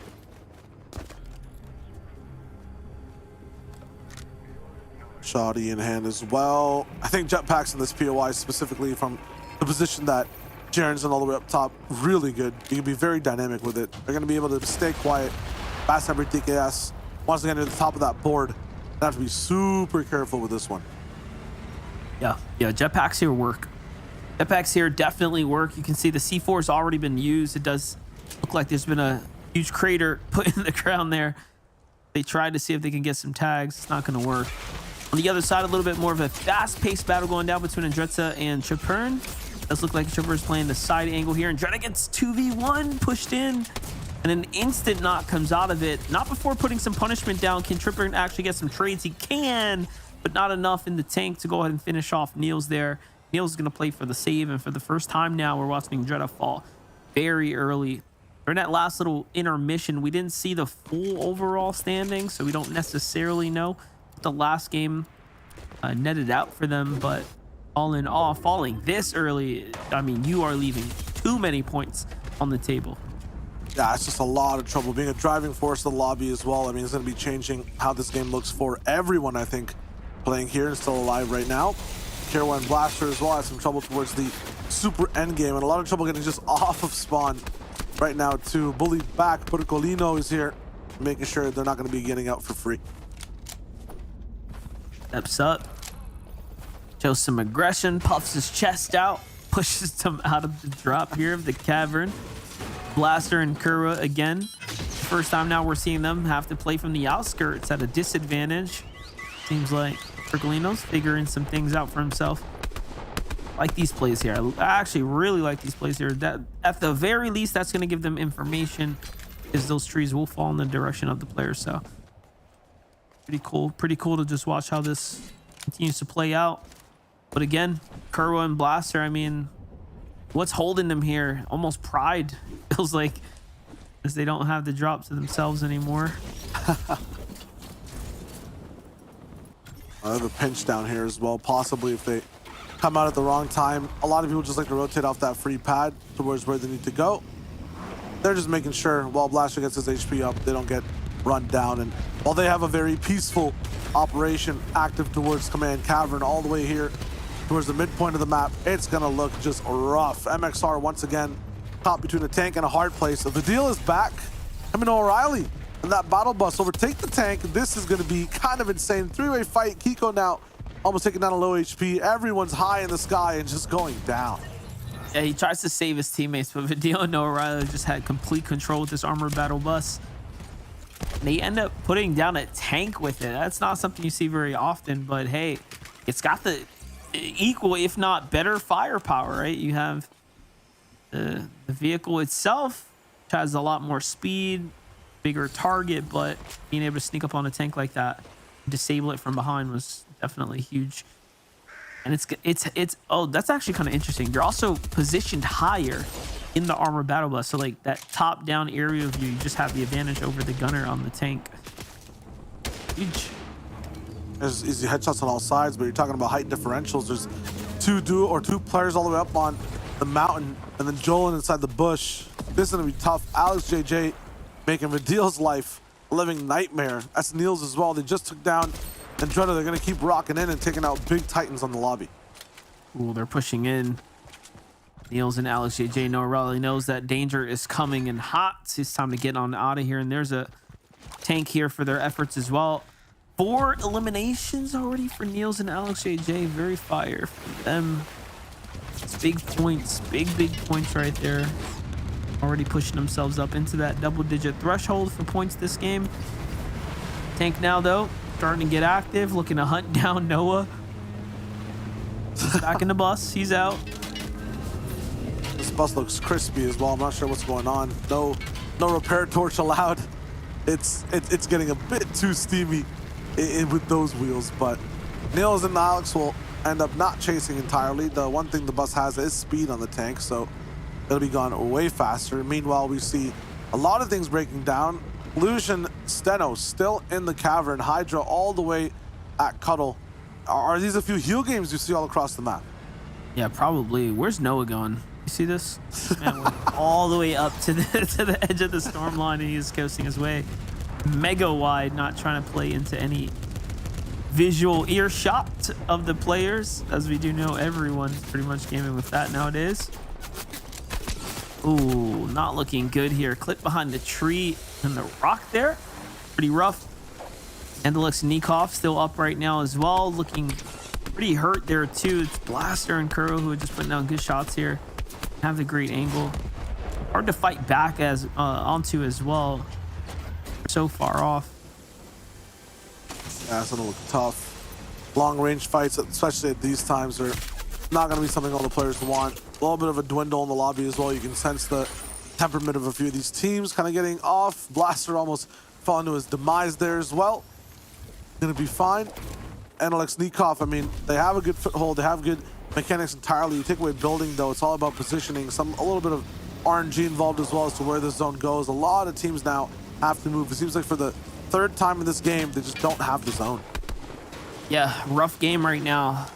Rough game right now. It's western or eastern, pulling straight east. So teams on the west side are struggling right now to start making a move. It does seem like the next zone is revealed slightly south too. So gonna be a bit of a ways out for some. For Piz and Reckons though, they have their vehicle. They'll be okay. Ooh, nice little find here. Some gasoline. Okay, yeah, they're going to be able to fuel up here, cap off, get ready for this end game positioning. Decisions to make there, though. He's going to opt in to take the minis instead for the road on over to Pink and Anas.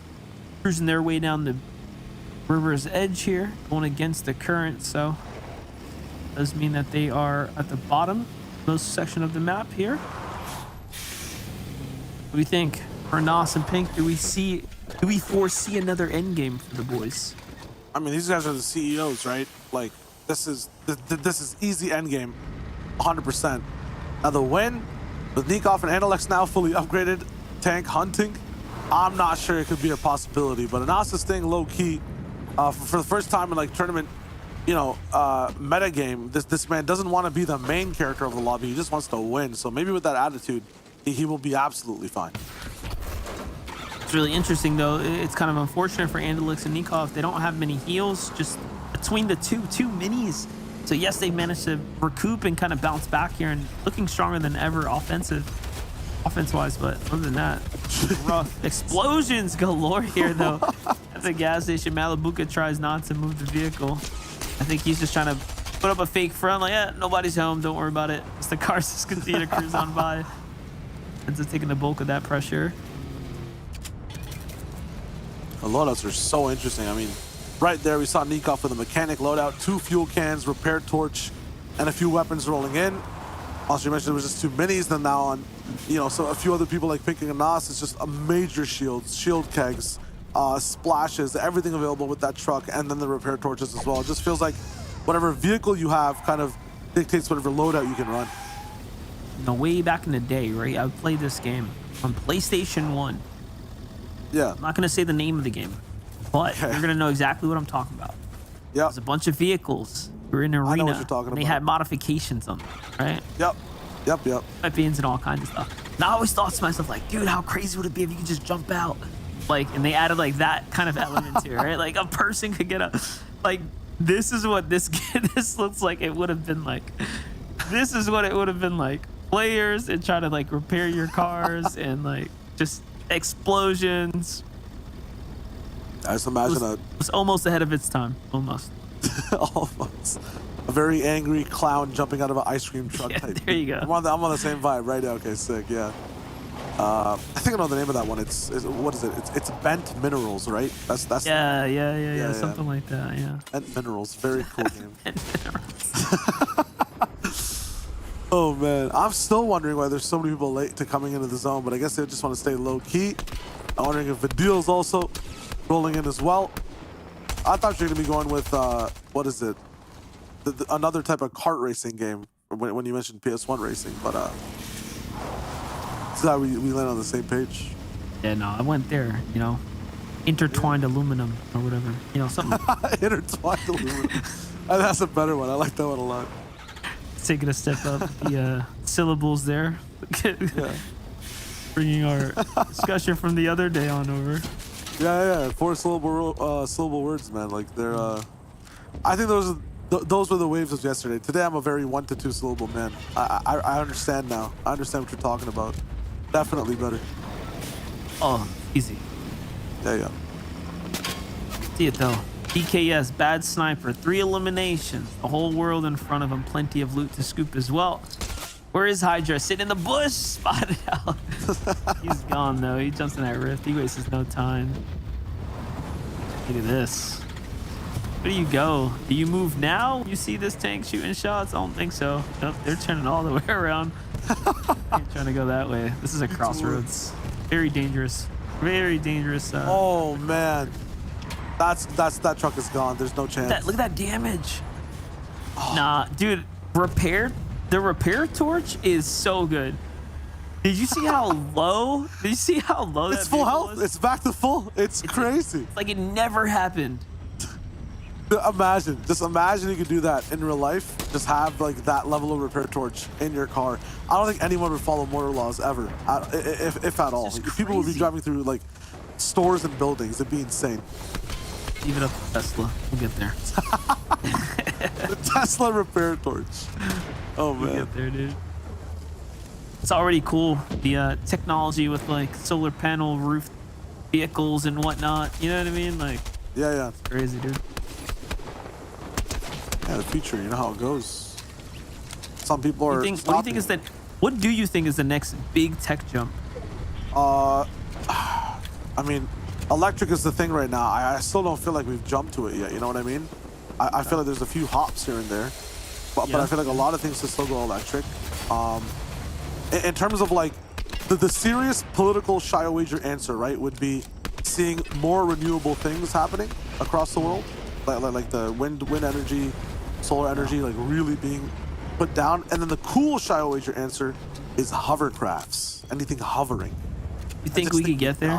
You do think we're gonna get there this century? Yes, one day, absolutely. If we can like figure out sustainable energy and then turn that into like some arc reactor type stuff, and then just hover things, like that could be even more efficient instead of. You know what I have seen, which is like really cool, kind of had me like mind blown. A lot of Middle Eastern countries that are investing in like their agriculture and literally turning what used to be deserts into biomes that are sustaining agriculture.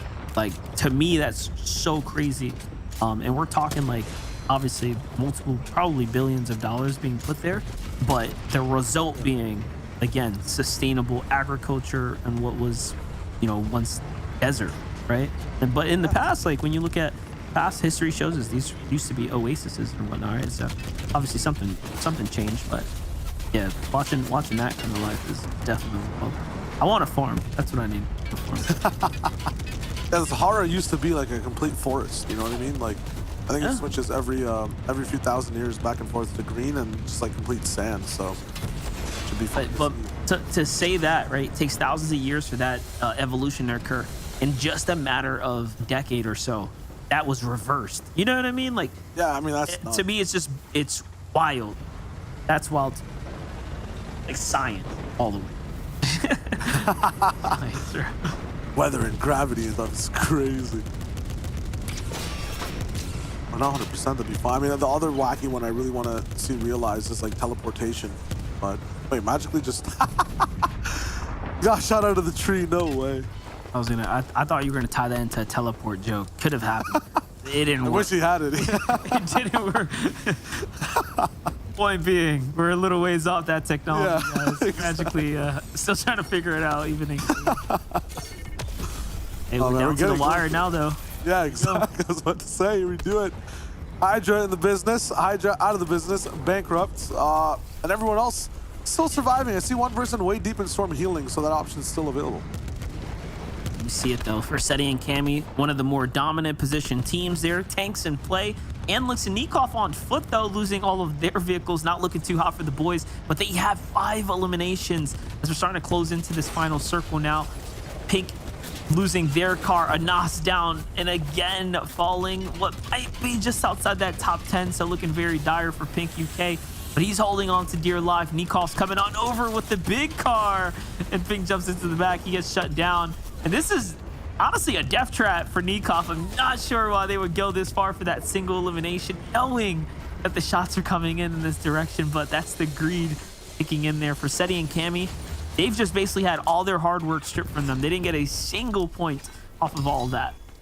That is so tough. Look at Nikov though, jumps straight in, gets focused by one tank fire as well, drops the cow catchers, and then lives and survives. So many teams though inside these trees. You knock one down, you might get an elimination. Kovac's now running barefoot across the entire earth, and while some people try to shoot him, they get shot back at. Analyx is now down. Seno and Lush are starting to move around. Seti and Cammy, you said they don't have that much to show, but they're surviving all the way towards the end. They're looking pretty hot in terms of just getting that basic placement. That's right, but now more than ever, these elims matter so much here. There's only a couple placements on the table here to grab, but a lot of elimination points are still available if you can get those instead. Nikov is trying to play into that. That was the game plan from the very beginning. He's got 10 now, definitely leading the pack here for this end game. He tries to get inside that rift, but not enough there. And it's going to be Cammy and Seti who end up winning out the game with a strong 6, though. That's not bad. They pick up the full end.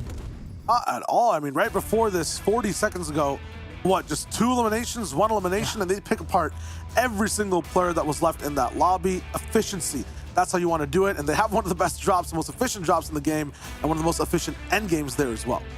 Definitely way to play it out. Just continue to stick to the script there and play into the game. You got to appreciate a team that can continue to stay in, even though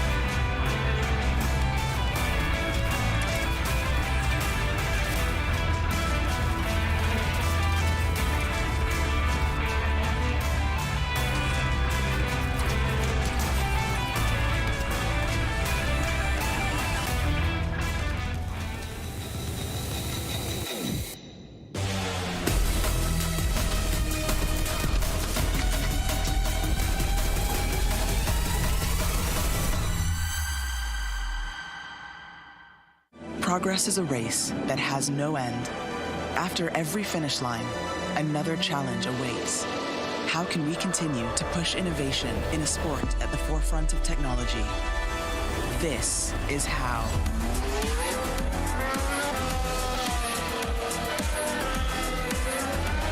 Discover how Aramco and the Aston Martin Formula One team aim to meet Formula One's sustainable fuel targets. Aramco, powered by How.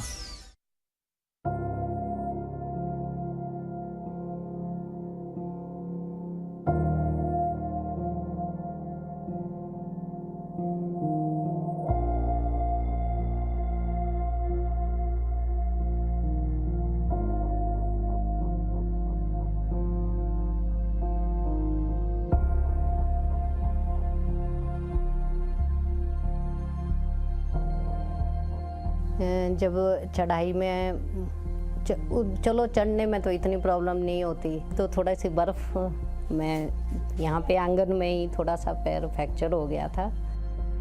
मेरा नाम सीमा ठाकुर है, मैं housewife हूँ। Vaccine लगवाने के लिए हमें टूटू जाना पड़ता है, नहीं तो नहीं आयुर्वेदिक वो भी है ऊपर। बच्चों के साथ आधा घंटा लग जाता है। गिरब में जो है डिस्पेंसरी, उसके लिए आधा घंटा लग जाता है। जो टूटू जाना हो तो टूटू जाने में पौना घंटा बच्चों के साथ लग जाता है और पैदल जाना पड़ता है। बारिश बर्फ़ में तो बहुत मुश्किलें होती है, क्योंकि बच्चों के साथ आना जाना बहुत दिक्कत होती है। मेरा नाम कृष्ण लाल है जी, और मैं स्वास्थ्य विभाग में, क्योंकि कुछ साल पहले ऐसा होता था कि गांव में पता ही नहीं चलता था लोगों को कि क्या है, कोई पोलियो है कि कोई जानता नहीं था। अब जब सरकार ने इसके लिए इस तरीके के अभियान छेड़े हैं, जब तक हमारे को पूरा कंफर्म नहीं होगा कि इस बच्चे ने यहाँ पे दवाई नहीं पी या पिलाई या नहीं पिलाई, चले जाओ आप दूर दराज के क्षेत्र में चले जाओ, तो हमारे को कोई ऐसा केस या ऐसा कोई बच्चा, अगर यहाँ बच्चा आ गया तो हमने यहाँ भी पिलानी है। किसी कारणवश अगर बच्चा हो जाता, गांव में लोग रहते, क्या पता क्या मजबूरी है उसको, क्यों नहीं आया बच्चा, क्या पता वो बीमार है या कोई उसको कोई और प्रॉब्लम है। तो हमारा ये है कि भी हमारे पास पूरी वो होती है लिस्ट बनी हुई ना, कि हमारा अब लोकल जी में तो पता ही होता है सबको कि फलानी जगह बच्चा फलानी जगह, तो हमारे पूरा पता है कि फलाना बच्चा फलानी जगह से नहीं आया। वो तो हम क्या करते हैं, जैसे 4 बजे तक आज यहाँ दवाई पिलाएंगे तो नेक्स्ट डे उसको घर में जाके दवाई पिला। वही जैसे मैंने पहले कहा कि भी ऐसा नहीं होता कि भी उसको उस सुविधा से वंचित रहना पड़े।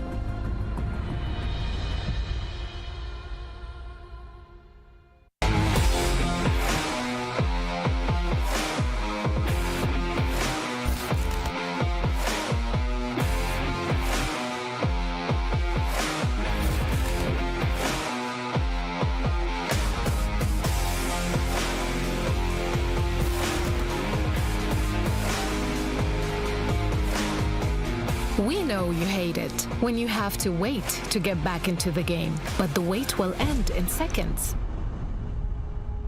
In real life, some people don't have the option to restart. Millions of refugees and displaced people have their lives on hold, eager for a chance to move forward.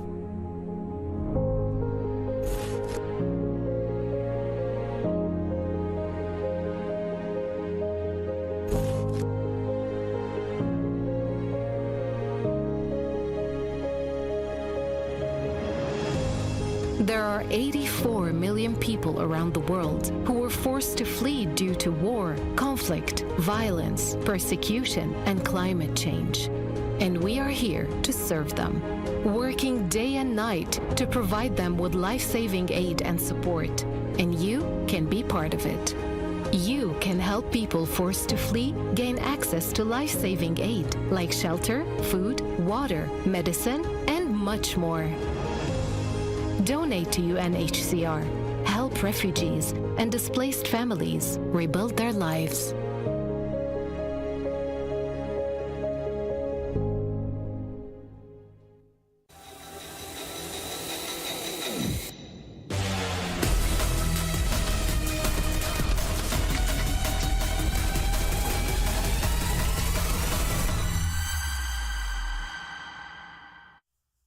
Welcome back, ladies and gentlemen, once again to Gamers Without Borders, where we are in the midst of our European competition for Fortnite. And it's the final day, the last opportunity for our top 5 teams to claim their spot and head on over to our LAN tournament in Saudi Arabia this summer. Of course, we still have Shio and MDF calling all of the action. And the last action that we just saw was Cammy and Seti grabbing that VR with 6 eliminations. Now, obviously a VR is a great situation, but is that what you want, Shio, at this point in the competition? Just 6 elims? You gotta need a little bit more, especially if you want to move up and around the rankings, especially with less teams in the lobby as well. So a bit more needed, but it's a good pace to be on. I definitely have to agree. The pace is set for Cammy and Seti. I'm sure we're going to be seeing them in our top 8 leaderboard, but it's not about being in the top 8. It's about being in the top 5. So let's actually quickly look at the match ranking that we just saw from that last game. I can imagine we're going to be seeing Cammy and Seti up on top, MDF, but who is going to be right below them? Actually, and Alexa Nikov on top. Yeah, the only team to break 10 elims, double digits up there. Yeah, you can see the significance behind those eliminations. And then from there, it fizzles off. It cuts off pretty quickly. We didn't really see much of Steno and Lucy's perspective, but hey, it does seem like they've managed to get themselves at least all the way through to that end game. This time around, Nos and Pick were, of course, just a little more successful as opposed to that last game. And then the teams that you expect to be up there, staying consistent, Shio. I mean, you saw Vidal there. You saw Blasters Duo. Teams are doing pretty decent, but these other pages, not looking so hot. Yeah, I mean, it's flip-flop back and forth. Some of these teams you expect to do well, like Andrettas, Malabukas, DKS, Bad Sniper, not all the way up top in the business. Sito, who came like top 3 in the last game, and this one not looking too well as well. So we'll see how that affects overalls in a little bit. But got to remember, you're striving for that top 5. You're striving for consistency. You can't be taking these coin flips at the start of the game. Yeah, actually, DKS and Bad Sniper have had a relatively decent performance, but in the last 2 games have seemed to fallen off. So I'm excited or interested to see exactly where they're going to be. Wow, even if they had kind of 2 rough performances in the last game, they are still currently in 4th place, Shio. Yeah, I mean, in this sense, then, they have a little bit of room to work with still, but look who's on their heels basically right now. Alex Nikov doing really well. And Austin Pink clutching up games. They're running out of their leeway here, Kelly. That's going to be rough if they make any more mistakes. Wow, yeah, actually, what we saw of a separation between 5th and 6th place. Now, MDF, it's just about 20 points that separate 4th from 8th. Yeah, and what's really interesting, DK and Bad Sniper, those bad games they had are actually significant because now their 4th and 5th positions are kind of on the platform up for grabs, whereas before it was really only 5th that looked achievable. But the fact that they didn't perform as good, now we're looking like the narrative might just be 4th and 5th could be on the line here for Snipes. Well, that's what I personally love to see in these Fortnite competitions, where a lot of FNCS events, you can kind of just know after game 5 who is going to be the first place winner. But in these tournaments where they're vying for that top 5 spot, you really just have no idea who is going to be able to grab it. And with only 2 games left, it truly is up in the air, everyone. So I know you are ready to just hop back into our second to last game of the day. And with that being said, let's just do that. Shio, MDF, please take it away. Thank you so much, Kelly. 2 more games to go for EU so far. Monster, we saw some quick eliminations. We saw some crazy vehicle action as well. I feel like in this one, it could go any way whatsoever. Yeah, and Lucy and Steno, like we said, we haven't seen too much of the way things are playing out for them as far as putting them on the spotlight in the end game. But it's pretty clear they've just been consistent enough to continue to rack up points, housing that 2nd and 3rd place pretty much competitively back and forth without the last couple games. But what's most interesting is DK and Bad Sniper pressure is really on them. And Andalix as well. They've had some pretty solid runs, and now they're inside that 5th spot and fighting outside that 6th spot. So this is becoming very close for DKS and Bad Sniper. I mean, they have to just keep playing well. They can't afford to lose anymore. For the other teams, it's very, very much pressure time now, right? Because they're that close. Yeah, I mean, this has to be the transitional game then for the lobby. Can the people in that top 4 hold on? Will the top 8 kind of rise and hit that top 5? I mean, 2 more games to go. This is the one where changes do happen. And that bus slices the map almost in half, favoring that south side. Definitely things are going to favor the south side like last time, but This time around, though, let's see how things are going to continue to take shape here. Rocky Real's going to be center point of the bus for the most part as far as popular POIs go, and the Sanctuary there. Again, this is it. This is it. Just a couple more rounds in front of us. What's it? This one and then the next one, and we'll be crowning our top placed position teams for moving into Saudi Arabia for that in-person tournament. And who knows what's going to happen there, right? That's although again, this has been for charity and stuff like that. Like, that's pressure. That's where, you know, everyone's going to have to play a lot more serious, and we can expect those games to be very, very interesting. That's where things change up a little bit too, in terms of the ping, in terms of what you can do, and possibly in terms of, you know, the rule sets we'll be watching. Lots of vehicles and repair torches right now, but that might not be the case in a few more months, right? Yeah, literally, it's right around the corner. I do wonder, like, obviously right now we're kind of riding this momentum, right? This big tsunami of a wave coming in that is the Fortnite Zero build. These players, right? This is something I don't think anyone expected to be, you know, having a part in this summer, right? Like, oh, dude, yeah, sure. Maybe some other expectations, but coming in for some Zero build action is definitely gonna be interesting. Kiko gets dropped immediately, this time by Cry and Nox, who were in last place last game. So big turn of events here over at the Coney Crossroads. Now, in that third game of the day so far, they did really well and did give Kiko a little bit of a run for his money. They both made it off spawn, but yeah, a lot of these coin flips are starting to happen all the way around. DKS and Bat Sniper usually in positions where they get contested out spawn, get in trouble. I'm bringing like FNCS narratives into this, but it seems like it's happening again with them. And it's a little bit of a lead, but this is the game. This is the duo we really have to focus on, of just keeping everyone behind them behind and down. They're the ones in the ladder, in the way of everyone getting towards a comfortable spot in the top 5. If they go down, the lobby's happy. If they don't go down, then they will be. Definitely, it's going to be going down here. Shots going down on the other side of the map, though. Oh, no. See, this is what happens when you try to, you know, prioritize the vehicles over just like, getting good weapons and stuff like that. You know, it's great to have, but you need a little bit more if you're going to want to survive to the end games. They just get dropped. EMXRR, and of course, Joel of a note looking very solid right now. 2 elims, that's a 6-point swing for them. Huge players that actually need it. MXR finally getting a tank. I guess the 4th try is the charm. They rocking and it looks good, or I guess 5th try today overall. This is the penultimate game. Then we'll see Abacolo and Camille always taking out one duo towards the mid game and making things a little bit spicy for EU. This time they're going to be rocking in a little bit slow. Cubixmon goes down in the feed. There's dropping here little by little.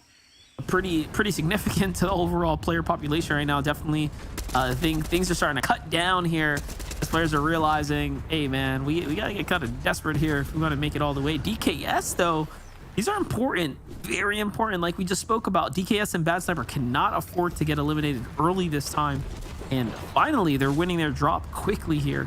They have a big advantage in the tank, of course. All right, an advantage all the way towards the mid game, but that's where some tanks can somehow not make it all the way towards the end. It's where a lot of shots get focused on multiple teams. Scram and Hellfire chilling over the bush. As soon as you throw that chug splash down, a lot of people can see exactly where you are, so they will start to move. Looks like everyone right now in this game is just a little bit jittery. Fullbacks and the Rocks are current overall leaders in the tournament. We haven't, this is actually the first time we're seeing them fight in the early game here, and like how their, you know, gameplay, I guess, has been unfolding. So they land all the way down at the Synapse station. This is pretty sure has a good amount of availability of Rift to goes there. Yup, static ones.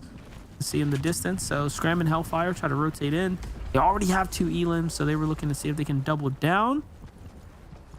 Not gonna work out. Who is this team taking to the sky right now? Shots are coming in. Ooh, they're going to be going straight into what will be Rox's team as well on that back coastal area. This is not going to look good for them. Shooting all around. Noah on the backside might be able to help out a little bit, but no, that'll just be a 2v1. Hellfire's going to be going straight for the finish as well. They want to make sure that these points in as fast as possible, control the fish overall, and the loot available as well. We'll pick up a shotty in case things get up close and personal. Noah nowhere to be found. The hounds are closing in, and Astok is down. Rough sauce right there, but hey, they end up picking it up. It's their hard work too, so pretty nice. In the feed though, Vidil's gonna fall to Jaren, so this is going back and forth again here. Called it. It's action-packed. So rip. DKS finds one too. That's onto Pickle, so a different team there.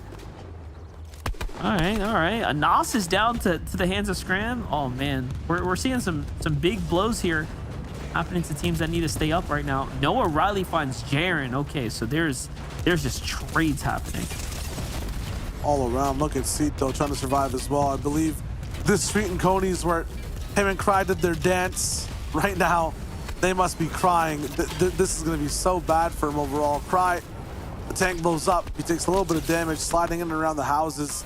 Big boom combined with a big shot as well. Mustache and Malabuka are here to play. Definitely here to play, here to pop off, and they're doing just that. There is of course, just a single Elam picked up here, but it's a big one nonetheless. That's 3 points. They're much needed. Okay, that was the early game. The action packed so far. It's. I feel like we're on a pace right here, like a pretty fast paced right now. Yeah, everyone's trying to do as much as possible. I think they saw those overall rankings and understood exactly how close they are towards that top 5. Everyone's getting active. Naiad and Hydra don't have their place solidified inside that top 5 either. I feel like they're just one of the teams that barely just crept in off of the wins that they just had or the damage that they dealt in terms of eliminations. They really want to turn this game around. MXR, though, in that tank is doing some work and some damage. These guys have a tank of their own as well. And the zone's actually really good for everyone. We'll lock in a little bit central here in just a few seconds, and everyone will have a chance to play this game. Players outside the zone, though, that are standing out to me. Definitely Rocks down at the bottom. Hammy here sliding in as a solo currently. And up north, what do we got up there? Is that Ref's Guard? It's a Ref's Guard, yeah. Storm as well, so. Pretty notable teams. What are your thoughts on contacts versus classes? And if contacts didn't like just dry my eyes out, bro, the next day, like they're good at it's all great the day of, but I don't know, next day I just feel I catch like a lot of eye fatigue, I guess. Tried monocles? No, never tried the monocle. Can you imagine just showing up? It's like, yeah, just got one, dude. That'd be crazy. Might be the wave. Look at this though. I mean, this is a pretty intense Why was that fight. ever a thing? This is like, I don't want to. Right. Yeah, so do you want to know actually why? Is it for like nearsighted?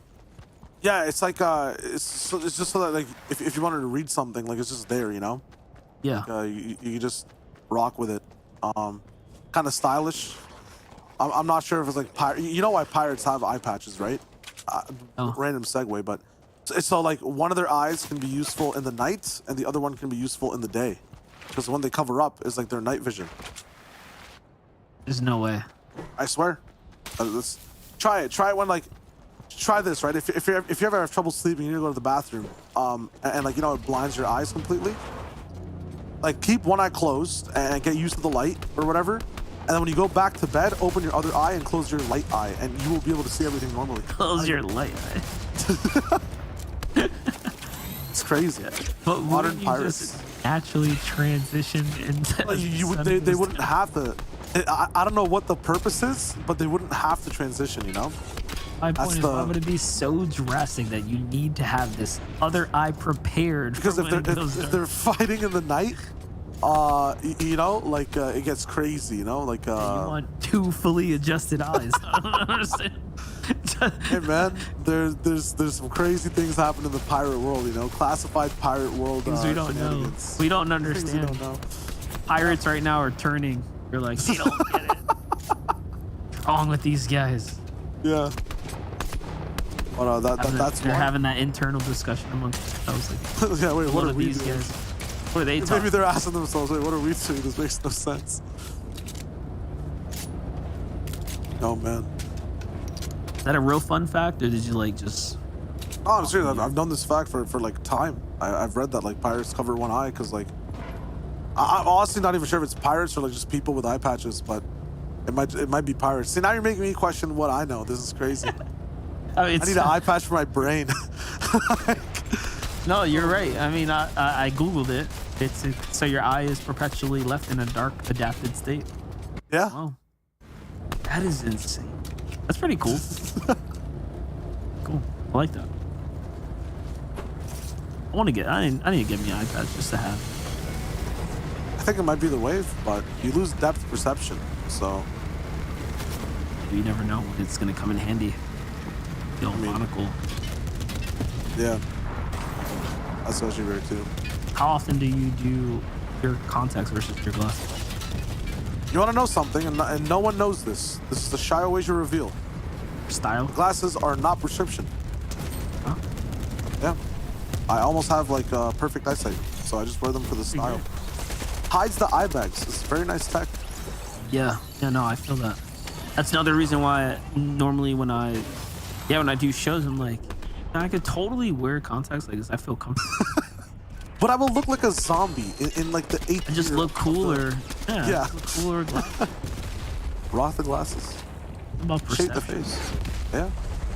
Oh man. They say glasses make you look smart. That is actually true. Like Not sure why that subconsciously. is. Subconsciously, just believe it. So what you're saying is if I put on like 6 pairs of glasses on top of each other, I could You need a monocle. That's the thing. and a monocle. Monocle. Monocle on one side, eye patch on the other. You have the full tech. And You bring can back actually the, see everything. You can see the truth. bring back the chain connected to the wallet hanging out the back pocket. Okay. I think people still do that nowadays now. Oh, is that back fashion? Yeah. They don't want it. I think it's for like theft purposes. You know how it goes. Secure the bag. Like MXR is securing the bag in this tank. Trying to do that. Scram and not Hellfire don't realize there's trouble on the horizon there. Players sitting inside the bush here. For Blaster, it looks like he's lost his teammate. Out to the hands of Andalus and Nikov, who are at 0 eliminations right now. No, Kuro. Where is Kuro? Way behind, on the mountain, actually. In a wide angled play here against Andalus and Nikov. Very bold play, though, going toe-to-toe against this tank right now. Running out of cover slowly, surely. That's where you get punished right there. Once the players decide to start getting inside that gunner seat, things can get very dicey for you if you're out in the open.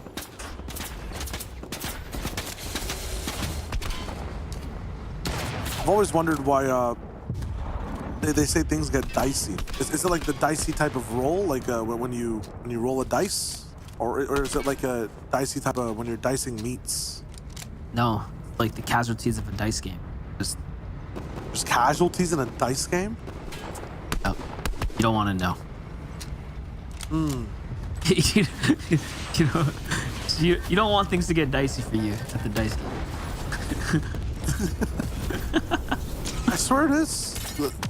I think that's where it comes from there. If I had to. Okay, interesting. I was like, oh, you're gonna roll a 1. The life is over, you know? Oh, it's more like, I guess, legal gambling in okay. alleyways. I said dice. Yeah, your knees roll a 1 if you know what I mean. Okay. Yes, exactly. I see what you're talking about. Makes a lot more sense. You don't want to be the casualty of the dice game. Yeah. Different times, man. Yeah. Truly is. Truly. This is tough. Well, remember, once again, DKS Bad Sniper need this game to be locking in. Need this to be a good one for them as they keep rolling. It's this game and then one more, and then it's wraps for these guys. So they got to be very careful. Yeah, I don't have Twitch chat open, but I'm gonna open. I just wonder if anyone ever had anything interesting to say. with the discussions we've had. Now's the time for feedback, guys. Appreciate you all. May not be read out loud, but I'll see. Getting into things though, let's see it. EMXR, right? Up at 4 eliminations. We're approaching this end game. Things are starting to cook up here now. Zone, though, half in the water. This is a rough one. We've seen a bit of these island plays come in. Oh, that's nice. I'm also liking that, like, you know, amongst all these shots, explosions, and just toon violence, we've got Camp Cuddle in everyone's map. Just some love in the air as well, you know? It's nice. Definitely looking pretty solid here. Feel the vibes over at the Camp Cuddle. Players getting dropped, though. They're not hearing it. No friendly vibes here. Kurwa, though, getting pressured. Now shut down. That's from hands of DKS. Bad sniper here who need these elims right now, making up for those bad games that they had. DKS is all in now. Two. Stenmo and Lushi once again staying up alive and consistent. Remember, this is a team that's well within that top 3. No limbs this time around, but it is placement points. It's another end game. Going steady will definitely win the race here. Looking back at it now as well, like getting 10 elimination games, that's pretty substantial. Like that's about a quarter of the lobby. Like that's a lot. Like yeah, really think about it. And look at this, Noah, Riley, and Vidil. Just that's already at 10. 10 more players left, roughly in the lobby here. 20 bomb possibility. It might make this look like the Chapter 1 hub streams that roll down. Suddy Cammy taken apart again, and Cammy's in the air, about to get shot down from the sky. It's going to be tough for him to be able to be happy in these moments, but he lands way back in the mountain, goes for the heal game. Vidil has been taken down, I think, like 19 times in this game and spawned back as a different beast each time. This one's looking to win the game. Going through his forms of evolution here, now approaching the final forms. It's sniper in hand as well. They're just holding on to this little piece of land. How to let it go, buddy. Gotta start moving on in. Cammy, though, plays from the storm. Deep inside there. There's a lot of loot sitting in the back. Just trying to go ahead and capitalize off of that. Keep in mind, he has already burned through one of his Rift to Goes as well. In that desperate attempt to escape the hands of Noah and Vidil here. Ooh. Yeah, ooh. Look at this. I don't know who that guy is in the air, but he's got the moves. Definitely strafing up there. Bad sniper just fell to the hands of Lucia as well. Oh, look at this. Vidil and Noah take the zip lines all the way across. That was quick. And now they find themselves dead center here. The only position that can play them is actually this little mountain here. And it's only held by a solo. That's Jacob. Jacob's not going to be able to enter the fight or the same type of conversation the way Noah Riley and Vidil can either. He only has a sniper rifle and an SMG, but there it is. He lands a big shot, a body shot to Noah Riley with the heavy sniper. Vidil's not liking that. Get off the mountain, but no, right before he gets booped, the Rift to go straight to the skies. Now Vidil and Noah Riley have control, but they've used a lot of their heals to get to this point. What is Lucy doing? I'm not sure. Everyone's rifting now. They're all waiting for the best moment possible. I love that play because he was sitting there and he saw Noah pull that sniper out. He's like, oh, I'm going. Comes out right before the shots come in, but he saw that ADS come in hot.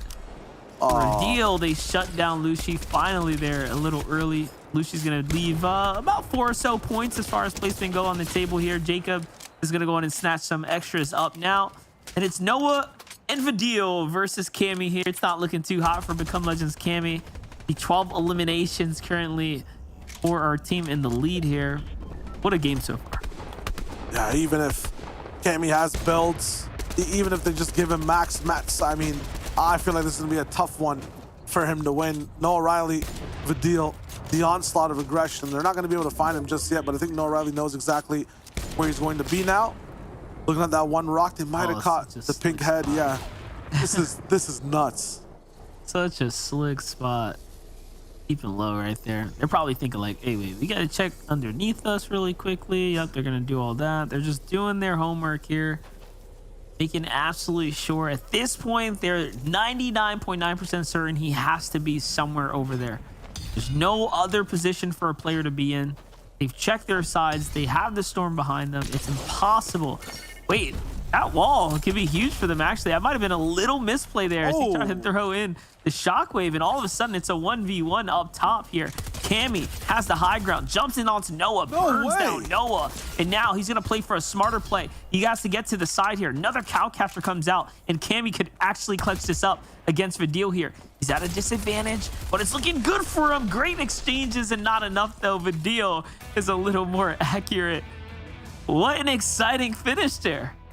Yeah, I mean, Cammy almost had that against two of the most aggressive and accurate players in the world.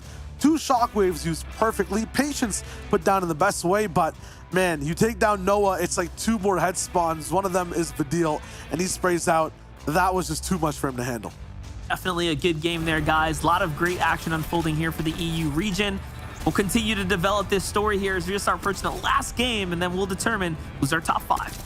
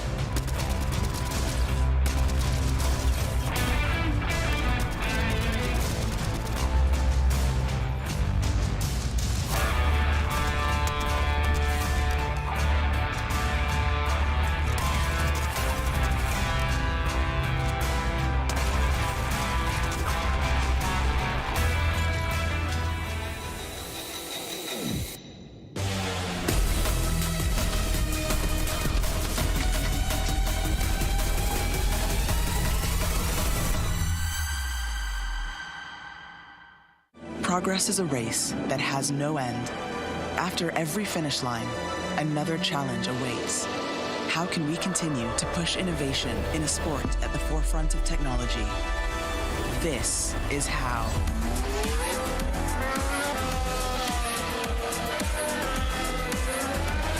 Discover how Aramco and the Aston Martin Formula One team aim to meet Formula One's sustainable fuel targets. Aramco, powered by How.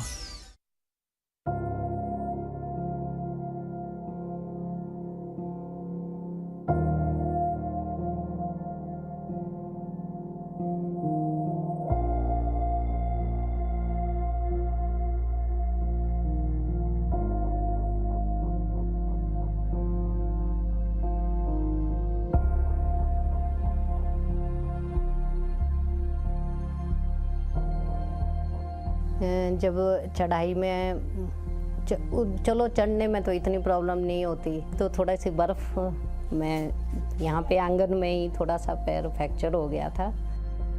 मेरा नाम सीमा ठाकुर है, मैं housewife हूँ। Vaccine लगवाने के लिए हमें टूटू जाना पड़ता है, नहीं तो नहीं आयुर्वेदिक वो भी है ऊपर। बच्चों के साथ आधा घंटा लग जाता है। गिरब में जो है डिस्पेंसरी, उसके लिए आधा घंटा लग जाता है। जो टूटू जाना हो तो टूटू जाने में पौना घंटा बच्चों के साथ लग जाता है और पैदल जाना पड़ता है। बारिश बर्फ़ में तो बहुत मुश्किलें होती है, क्योंकि बच्चों के साथ आना जाना बहुत दिक्कत होती है। मेरा नाम कृष्ण लाल है जी, और मैं स्वास्थ्य विभाग में, क्योंकि कुछ साल पहले ऐसा होता था कि गांव में पता ही नहीं चलता था लोगों को कि क्या है, कोई पोलियो है तो कोई जानता नहीं था। अब जब सरकार ने इसके लिए इस तरीके के अभियान छेड़े हैं, जब तक हमारे को पूरा कंफर्म नहीं होगा कि इस बच्चे ने यहाँ पे दवाई नहीं पी या पिलाई या नहीं पिलाई, चले जाओ आप दूर दराज के क्षेत्र में चले जाओ, तो हमारे को कोई ऐसा केस या ऐसा कोई बच्चा, अगर यहाँ बच्चा आ गया तो हमने यहाँ पिलानी, किसी कारणवश अगर बच्चा हो जाता, गांव में लोग रहते, क्या पता क्या मजबूरी है उसको, क्यों नहीं आया बच्चा, क्या पता वो बीमार है या कोई उसको कोई और प्रॉब्लम है। तो हमारा ये है कि भी हम, हमारे पास पूरी वो होती है लिस्ट बनी हुई ना, कि हमारा अब लोकल टीम में तो पता ही होता है सबको कि फलानी जगह बच्चा फलानी जगह, तो हमारे पूरा पता है कि फलाना बच्चा फलानी जगह से नहीं आया। वो तो हम क्या करते हैं, जैसे 4 बजे तक आज हम दवाई पिलाएंगे तो नेक्स्ट डे उसको घर में जाके दवाई पिला। वही जैसे मैंने पहले कहा कि भी ऐसा नहीं होता कि भी उसको उस सुविधा से वंचित रहना पड़ेगा।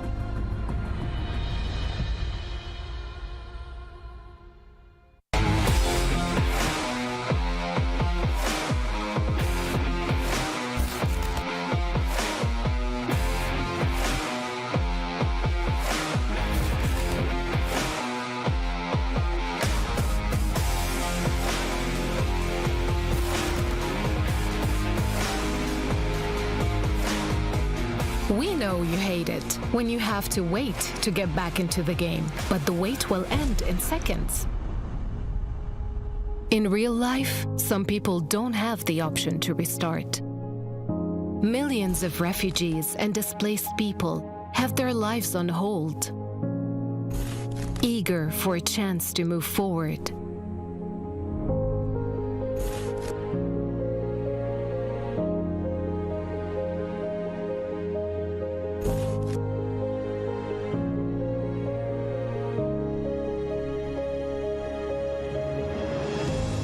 There are 84 million people around the world who were forced to flee due to war, conflict, violence, persecution, and climate change.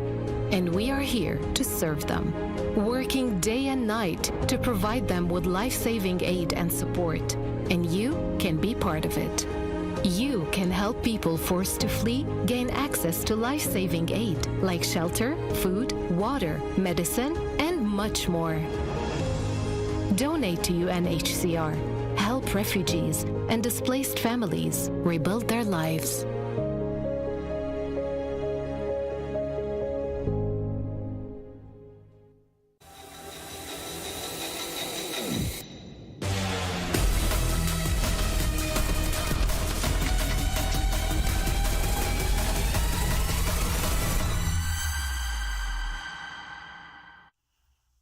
And welcome back, everyone, for the final time here at Gamers Without Borders. I am your host, Kelly Link, and we are going to be wrapping up the final game of the final region for our Fortnite tournament. $3 million will be donated to the charities of our top winning team's choices, and it all comes down to this.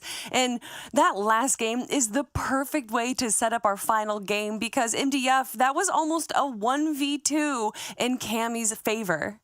Yeah, that was definitely interesting. You know, I'm not going to lie. I started, right in the end of the story right there, counting him out a little early. And then all of a sudden he turns online. He ends up getting one of those trades. And I mean, Shayo, that's what Fortnite's all about, though, right? You never really know. You have to expect the unexpected. It's all about the action. And yeah, sorry about that, Kelly. Go ahead. No, I was just going to say that we're going to be seeing how that impacted our match ranking right here in that last game. Of course, Vidil and Noah O'Reilly did come out on top, and with 13 elims, they have quite a lead against the rest of the competition. But Shayo, Seti, and Cammy definitely deserve that second place spot. Absolutely, dude. Cammy lost Seti so early into that end game. The car went down, he riffed it up, and then just hid until that second place. Very smart, right it in the placement. Past that, a lot of other teams in different places, and Austin Pink all the way in 20th. They definitely needed points. Kiko and Screwy needed them as well. So still a lot of these coins flipping on the wrong head. Going to be tough for some of these guys. That realization in this last game, they need to bring it in or they're not going to be going anywhere but home. I am excited to see the overall ranking right now. And our first place team, and probably even second and third, are going to be sitting pretty confidently in up on top right now. But if you look between 5th, 6th, and 7th place, it is not even 10 points that separate them, MDF. I know for me, I am going to be looking to a Nos and Pink right now.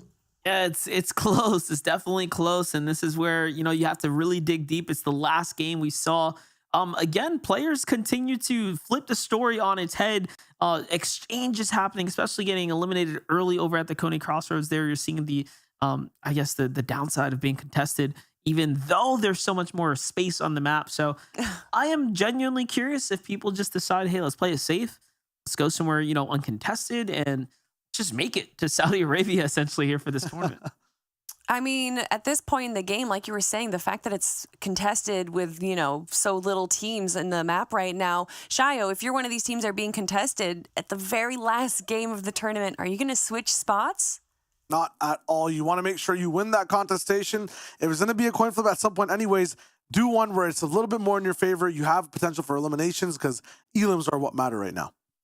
Elims definitely matter right now. And are we going to have a W key game for our final match of Europe? Everyone, it's Gamers Without Borders. And with everything being said, I thank you guys so much for joining us. And let's hop right into the game. One more game to go. Saudi Arabia land on the line. Lots and lots of money for charity up for grabs as well, Monster. And a big, big tie towards that fifth, the final place slot. Yeah, it's close. It's close. It's looking very desperate right now for some of our teams, especially players like a Nos. But, you know, again, if you're DKS, if you're a bad sniper, you're feeling pretty good coming into this, right? Knowing that you at least stepped up that last round, knowing that you did what you had to do and continue to make things a little bit more in your favor here. So for a couple players, I mean, it's just about riding this one out, making that end game, and, you know, punching your way all the way through. To keep it rolling. DK's bad sniper about 60 points ahead in their position. They shouldn't be too worried for now as long as they make it off spawn. Who knows? Maybe Seti and Cammy roll in and just have an insane game, but maybe an Austin Pink do the same thing. So less of a big hustle and bustle on the map as well. A few lesser teams playing in this final match in lobby. Still an even spread all around. Let's see exactly what breaks down. Yeah, places like Camp Cuddle uncontested, Greasy Grove, right? These are just outright open POI. And you could have claimed, but doesn't matter now. Here we are. This is it. We're gonna cruise our way through. Vidil waiting for the big shot there, doesn't hesitate at all. Hits a shot onto Jacob. Jacob tries to anvil launch his way out the side there. That does not work. And now you can see he's I think he's done punished himself. Yeah, it's wraps. Cubbisto, okay. Pops off. That's a trade. And that'll be a 1v1. Jacob can still get picked up though, so I think No Rally has to act fast. No idea where he is entirely either. That's a IO guard actually shooting over. No Rally now climbing all the way up. About 5 seconds left on this one. They see him coming. He has no idea where Jacob actually is. He's searching all the way around. And yeah, that res will finally come through. He's gonna drop down and now see both players. Takes Jacob down immediately, evening the scales. Big shot with the Ranger, but it's not gonna be enough. That's No Rally Vidil. Fire Force just down. Massive eliminations right there for Cubix and Jacob here. They're gonna find themselves to put out one of the team favorites. Where were No Rally and Vidil on the standings there? They were close, weren't they? I believe no so. way. They might already be in business. This is crazy. Whirlwinds, moves, and things that this man just can't handle. Did my man just teleport away as well? This is nuts. Yeah. That's what he does. This guy is he's very, very deadly. Oh no! Jacob's gone too. This is turning Cubis's game. Hard yeah, griefed. completely griefed. Hard griefed. It's okay though. They have this area to themselves. They'll be able to play this one out. Airdrop though. Yep. Give that up. As we find Reaper's gonna come straight in. 16 teams alive for the moment, and DKS Bad Sniper have that tank. They're 4th place overall. They're about 60 points ahead. They just need to really make it towards, you know, this end game a bit deeper, and then they should be fine and good to go. Some stories unfolding on the timeline here. Tayson. I think Tayson is a solo right now, looking for a duo. That's gonna have some implications on EU for sure. Really? I saw it in Jeddah as well. Season beginning on EU a little early. Yeah, I'm not sure what happened in the Scash Cup, but yeah, in Jeddah as well. Although we just saw him playing with Tripper in this tournament, he doesn't have a duo either. I saw that on the feed 20 minutes ago. So FNCS starts what, like 3 days, 4 days, 5 days? Like literally, we're just a couple days from this thing kicking off. Yeah. Is it next weekend or is this starting? It's next weekend. I'm pretty sure it's next weekend. Yeah. Oh, snap. Yep. So this is gonna kick off really quickly. And teams are, again, like we said, like the whole snaking happened on EU stuff. You already know it's like a trickle effect, right? You have this amazing player like Tayson, huge cash earner, right? Like and FNCS winner. Like, how do you not like? Yeah, it's kind of free cash if I probably pair up with this guy, you know, like that's an easy motivator for some. Yeah, it could also just be like complete bait, I feel like, but yeah, it's a double tweet, so I'm not even sure.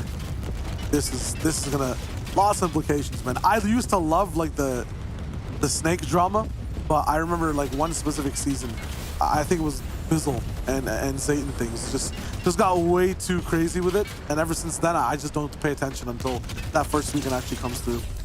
I never got into it. I think it only got worse when my boy Ozzy started covering it, because then he had a reason to do it. I swear. Yeah. I swear. I felt like because now it's like, yeah, videos after video. I don't know, dude. Oh, that's facts. When you have a little bit of a platform to roll off with it too, then, you know, Dude, when And the the cloud kids get comes in, involved. Yeah, you want it gets crazy. That's the word, yeah. I was getting nuts. Lots of people actually just committing, I feel like, to certain fights. I've never seen tanks go at it like this the whole way through, and both of them basically explode at the same time. Jola trying to repair something that isn't alive. I don't think that's possible, my friend, but that's 2 less tanks to work with in the end game. Definitely much less to work with here, but should be more to pick up if they just make the proper rotate here. DKS a bad sniper though. The hunt for some positioning. EMXRR trying to play super cheeky here. In a low profile, out comes the anvil. That's a lock on as well. Big explosion comes in. Repair torch immediately comes out to start repairing it up. And that, my friends, is why you have to have a repair torch if you want to keep your vehicle alive. 0 build 101s. Jacob back, Cubics down. So reversal from what started at the very beginning of this game. Scram will roll in and try to finish the job. Let's watch it. It's a pretty big push here, going all the way across. Counter shots coming out. These are important tags right now from Jacob. He's going to need to put these shots down because he's at a health disadvantage. Trades out, though, into a vehicle here. So his goal is to just get away. Definitely not trying to finish this fight. Probably not happy with the little bits of tags that he did find. But there's a taxi available here for Scram as well. So being able to close this distance should work out. He has those visual sound effects. I mean, it's already wraps. He knows this opponent's inside the building. Does seem like it. Here he goes. Whoa. He tries to shockwave into the build. That was big risky. Trying to find him peering around every corner. I think he has to know he's upstairs somewhere now. Yep, jumps all the way up. Drop down. Jacob gets the first shot. Health advantages on Scram's side though. Busting out that door. Doesn't really matter though. Big slide into that pump. That's going to look good. But now Scram is the one in trouble. Up, team shooting from the distance there. On the other side, though, Niels is going to fall here. Alex JJ, the only one left alive. Blaster going to end up wrapping that up as well. Another big team falls. Niels and Alex JJ were on a little tear in some of the games we tuned in with them with. For Blaster and Kerwa, they've definitely been on the up and up as well, looking to position themselves. I think all the way to Saudi Arabia. Yeah, this might be the wave. Need to just keep pushing, keep going forward, wondering where some of those other players are. There they are, Anas and Pink towards the back. Ooh, this is bad for Anas and Pink. They need to stay alive here. They're so low as well coming in from the storm. Pink is trying to loot up. Blaster's on the hunt. Where were they on the standings the last we checked? Well, they literally were like fifth, right? 5 points. 5 points. Like they're the ones tied for 5th, 6th, 7th right now. Like they're basically tied right there. They're waiting for that tank to move even an inch, and that anvil goes straight to the sky. Oh, this is sick. Pink actually had a med kit, and Nos had a med kit. Okay. They have a campfire. All right. It was looking dire for a second there. The vehicles aren't going to make it into the zone, though. Ooh, that's Pink the issue. Pink is down. That's it. Look, explosion comes in. Kerwa and Blaster, they want this position. They want this spot from them. Literally, they're trying to fight for their position right here. This is insane. This is going to cost Pink and Anas an entire plane ticket, possibly as well. Looking for any movements. Going for the big shot as well. They know exactly where Anas is, somewhere in this house. Rift. He's done it once before. Can he do it again? A clutch needed. He's gotta make it though. He can delay for a long time in the rifts to get in, but he's going to be playing 1v the lobby, and with everyone trying super hard in this last game to really up their placements, their earnings in this one as well. This is going to be tough. He's thinking about it though. He's trying to figure this all out, piece it together. Like, hey, can I get this card? What are my options here? I definitely have a lot of time, whereas the opponents may not be the same. For EMXRR and Jola, they're underneath the fake right now though. Avoiding shots, narrowly avoiding shots, waiting for the player to jump in the gunner, and that's what happens. You don't do that. What? 1 versus 2 tanks. And MXR gets it. His teammate down on the left side, but this is insane. How is this even possible? They're moving up slowly with this as well. Hydra just looks completely outclassed here. This is crazy. Oh, and he took the gunner as well, so he's in there. Jolin's gonna step out to the side. Wow. Master play. Master play up against two players in the vehicles there. And now they get to keep all of this to themselves. Where's the Nos and Pink, though? And that's what we got to watch out for the moment right now. Rev Squad Elocrats also at 5th and 1 point. Okay, those anvils might not do too much to the tanks. It might take 3, but it only takes 2 for the trucks to really just go down. So this is going to be tough for them to get out of the way. No sight lines now from the anvils, so they'll be able to dodge a few of the shots. But that almost ran through half of the repair torch. Yeah, you can see the focus switch there onto Blaster's team instead. They're like, all right, these guys are fixing their vehicle all the way up. No sense. No reason to continue to target them. We do know that Anas and Pink are still very much in this game, at least as a team effort right now. Because there's 11 duos, so I don't know where he would have gone. I feel like we saw 12 before. Oh my gosh, they're all the way up there. Pink's back though. Didn't they make it? I mean, they have 2 Rift to goes. I have to assume they can, but this zone's gonna start to tick for a lot in just a sec. I'm not sure which heals they have or what the plan is all the way up there. They're not gonna be able to take a car all the way in my opinion. Gonna need chonkers for that one. And Os is inside one though, so maybe there was something left over. Look at the state of Greasy as well. What are they gonna be coming into? To just ruin. Rundown City. It's gonna pull even further south towards the windmills down on that island. This is, oh man, this is a tough end game. Not only do we have a very, very difficult rotate for Nos and Pink, but it's a difficult end game for any team playing this general area right now. We'll see as teams start to position up. It's really going to come down to where they put these big boy vehicles, because the fact that players have to leave this city is going to make it pretty much just open territory, open pickings. They'll be fine moving in, lots of space to work with for these teams. They will start to roll. Steno's in the business too. Magically's there. Joe Levan gonna be soloing for now. This is scary for a bunch of these guys. There's hundreds and thousands of dollars on the line for some of them in boostage if they have really good games. So it's gonna be crucial for them to play well. There it is. Those windmills in play. There is a team up there.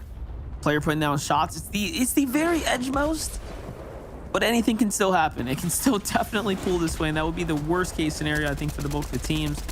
You can see somewhat of a 3-way land split here. The way the zone can essentially play out here.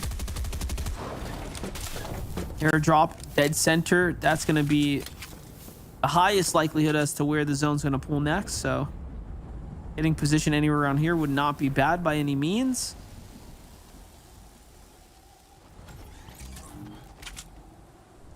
All about positioning right now. Looks like Kerwin and Blasters are the duo in control of the whole lobby as well. Nikov airbox in the business, it'll be scary to actually deal with. Bat Sniper still alive all around the top of that antenna. Everyone's super spread out. This is not the same game that we saw before with absolute carnage all around. Everyone here is really playing for that placement. Now only 10 teams in the game. I don't believe I saw a Nas up, so they might have just fallen outside that top 10. Could be, unless they're still traveling. Wait, someone's coming in super late from the zone right now. There it is, barreling their way in. It's Jaren's from the outside of the zone. Oh, I saw them. Sure. They're in zone now. I think towards the top left. They're looking good. Might have just flown in. Not sure what Jaren's doing, but Jaren is gone. Okay, hold on. 1 HP. Oh, he's in a tree. He's in a tree. He's stuck. It's a good spot. It's a great spot. It's almost dead center as well. He's that one little pink crosshair you see right there. There's a Nos and Pink. See the tag name there, Tundra, the esports team is on. Okay, so Pink and a Nos managed to somehow survive, make it all the way in. Bad Sniper up on high ground right now, jumps off the right position here. He's just trying to get something, maybe just that tank as well. Seti and Cammy alive, and a Nos and Pink also alive. 2 teams that are in battle for that 5th place slot. This is gonna get crazy. Luciano also moving in. Andelix finally down. They have the best spot with the best loot. But one man, Bad Sniper, takes the power duo out. Big right here. This is going to open things up. This is, again, for the ticket to Saudi Arabia, guys. That's what's on the line right now. For teams like Kerwa and Blaster, they're just trying to fight their way through. Bad Sniper's trying to hold on for as long as possible to solidify that fourth place spot. He is still up, still holding on by a very thin margin there. For Lucy and Steno, I mean, they're fighting for first place. They're looking to overtake that #1 spot, but it's not enough, Elims. Oh! They're going to need a little bit more. Hit straight in the hood. This is going to be tough. There's still a tank active in duty. I'm wondering who exactly has it right now. I think it came from the side of Anas and Pink. Anas takes down Cammy. Pink takes down Seti. That is 6 taken down 5th. That should lock them in for Saudi Arabia for now. But let's see how far they have to go in this game. Maybe those placements are needed. MXR now down. Bad Sniper's the one with that big tank. It's still just rattling away at every single wall. Who's going to win this game? A couple more Elims will make the difference here. We'll see it play out. For Xerox and Kovacs, the fact that they're up, our #1 overall position point team and our #2 still in this game as well. So the teams that have been playing very, very well today are still up here. Kovacs snatching away points. This is really, really good for him. Terrible for Nas and Pink, who need to potentially get a little bit more points, right? We want to make sure that they get more so they can solidify their way in because of how close it was. It's going to come down to the eliminations, the points, the placement. This is not a very, very heavy placement based format. It's more so towards those eliminations. It's all just about keeping their cover up right now. This is just genius. It's not even to like use it. It's just like, dude, we're hiding here. Like, this is all we got. I mean, 8 anvil missiles. I'm not sure if that's even going to be possible to hide from, but let's see how long they can keep repairing it. Still in the business. Still looking fine. Lucian now almost down. 2 rifts to go from, or 2 rift to goes from Kovacs. They can really get up close and personal if they need to as well. Both these teams have such great spots, like on these mountains, poising up, battling one another from side to side here. It's going to give Pink and Anas much more time to continue to just breathe, position, and play for this last center fight that's going to end up going down. Xerox and Kovacs end up coming in with much more shots. One rocket goes in. Here comes the second. It's going to face check right into Pink and Anas. They might just jump out. There goes the explosions. Pink and Anas do jump out. Nicely done there. These are huge points here already now. 6, make that 9 points just off of eliminations alone. Bad Sniper still holding on here in the game. Oh man, repair torch is running out. 195. Pink needs to hop out and just go for the repair. He dodges the one shot from Bad Sniper, but that tank might still blow up while he's focusing there. Anvil missiles now dropping down. He rifts out completely to the skies. This is nuts. Every single player that's not this team we're watching are not touched down on the ground. Pink is going to try to have a little bit of a save from this side. Rifted all the way up. Does he have a way down? Can he even get off the spot? Zipline's there. He's going to get close to the rift as well. Can he take it? His option. But I don't think it's a good play if he does. Oh, he does. He leaves the Nas behind. This is not good. Kovacs and Rocks jump on down. That was so unfortunate. Pinks goes up to the zip line, of course, there. He's once again looking down. Bad Sniper decided to go for a float. So Bad Sniper's just waiting. Pink jumps down, tries to finish the deed here. They move off to the side. They get shockwaved off as well. And now it's Bad Sniper who has the high ground in the best position on the lobby in the low ground. Pink gets bodied. Xerox is hurt. He's down. It's Kovacs versus Bad Sniper. The vet himself tries to break that LOS, but it's not going to be enough. And instead, Kovacs and Xerox end up in not only first place in the last game, but that should be enough to be the #1 team overall here. That's what you like to see, the hands of power switching tides all the way towards the top. And then also an awesome Pink versus Seti and Cammy towards the end of that game, wondering who had more elims, who were the ultimate survivors. I mean, it's all going to be shown in just a minute. I mean, Monster, that was nuts. What a display of games from EU, Middle East, North Africa, and NA this entire weekend. This entire process has been amazing to watch. It's definitely been fun. It's been a little different. And again, it's all Fortnite 0 builds, so the action is all new and fresh to us here. But all right, guys, give us a couple moments here so that we can start crunching some of these numbers. We want to know who's going to be our top 5, who is going to Saudi Arabia here for the Gamers Without Borders.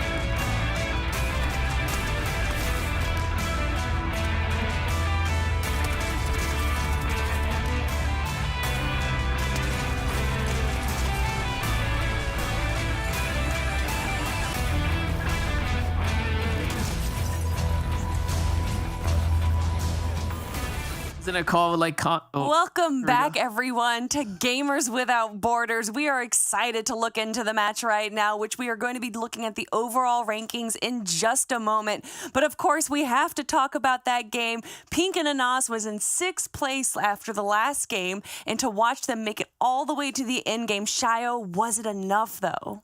I think it definitely was enough for Pink and Anas. It needed to take out one specific team. It was against Seti and Cammy. That was the team right beside them.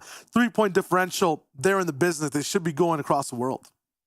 I mean, it's possible indeed, MDF, and everything is possible here, especially when we're raising $3 million for charity. And again, thank you so much to Gamers Without Borders and to all the charity organizations that are working with us. This is such an incredible opportunity, MDF.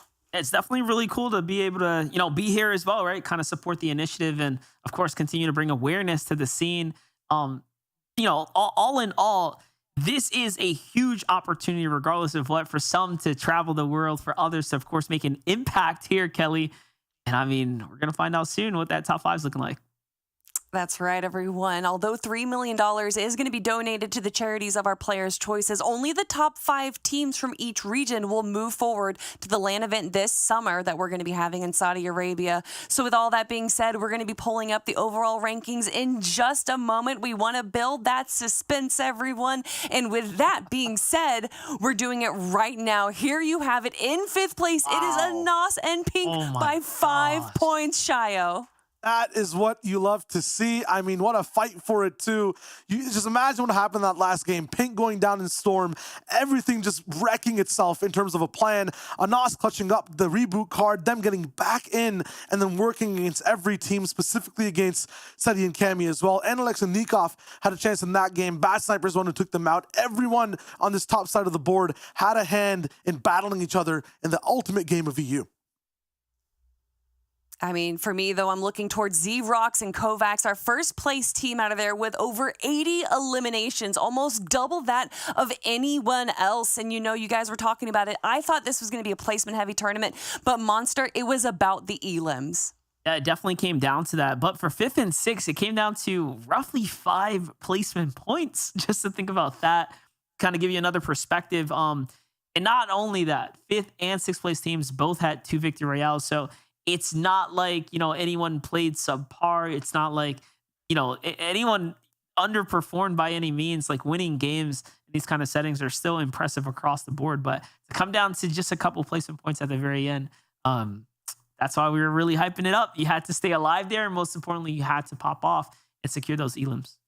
Well, especially when it's 2 huge teams with 4 big names in it, like, Anas, Seti, Pink. Just, that's what I love to see in these tournaments, because it's the biggest names that come out and play their best to do this all for charity as well. Well, that's what Gamers Without Borders is all about. And unfortunately, guys, that is going to be wrapping up the Fortnite tournament that we've had between Middle East, North Africa, Europe, and North America. 16 incredible games between the regions, and it all is wrapped up now.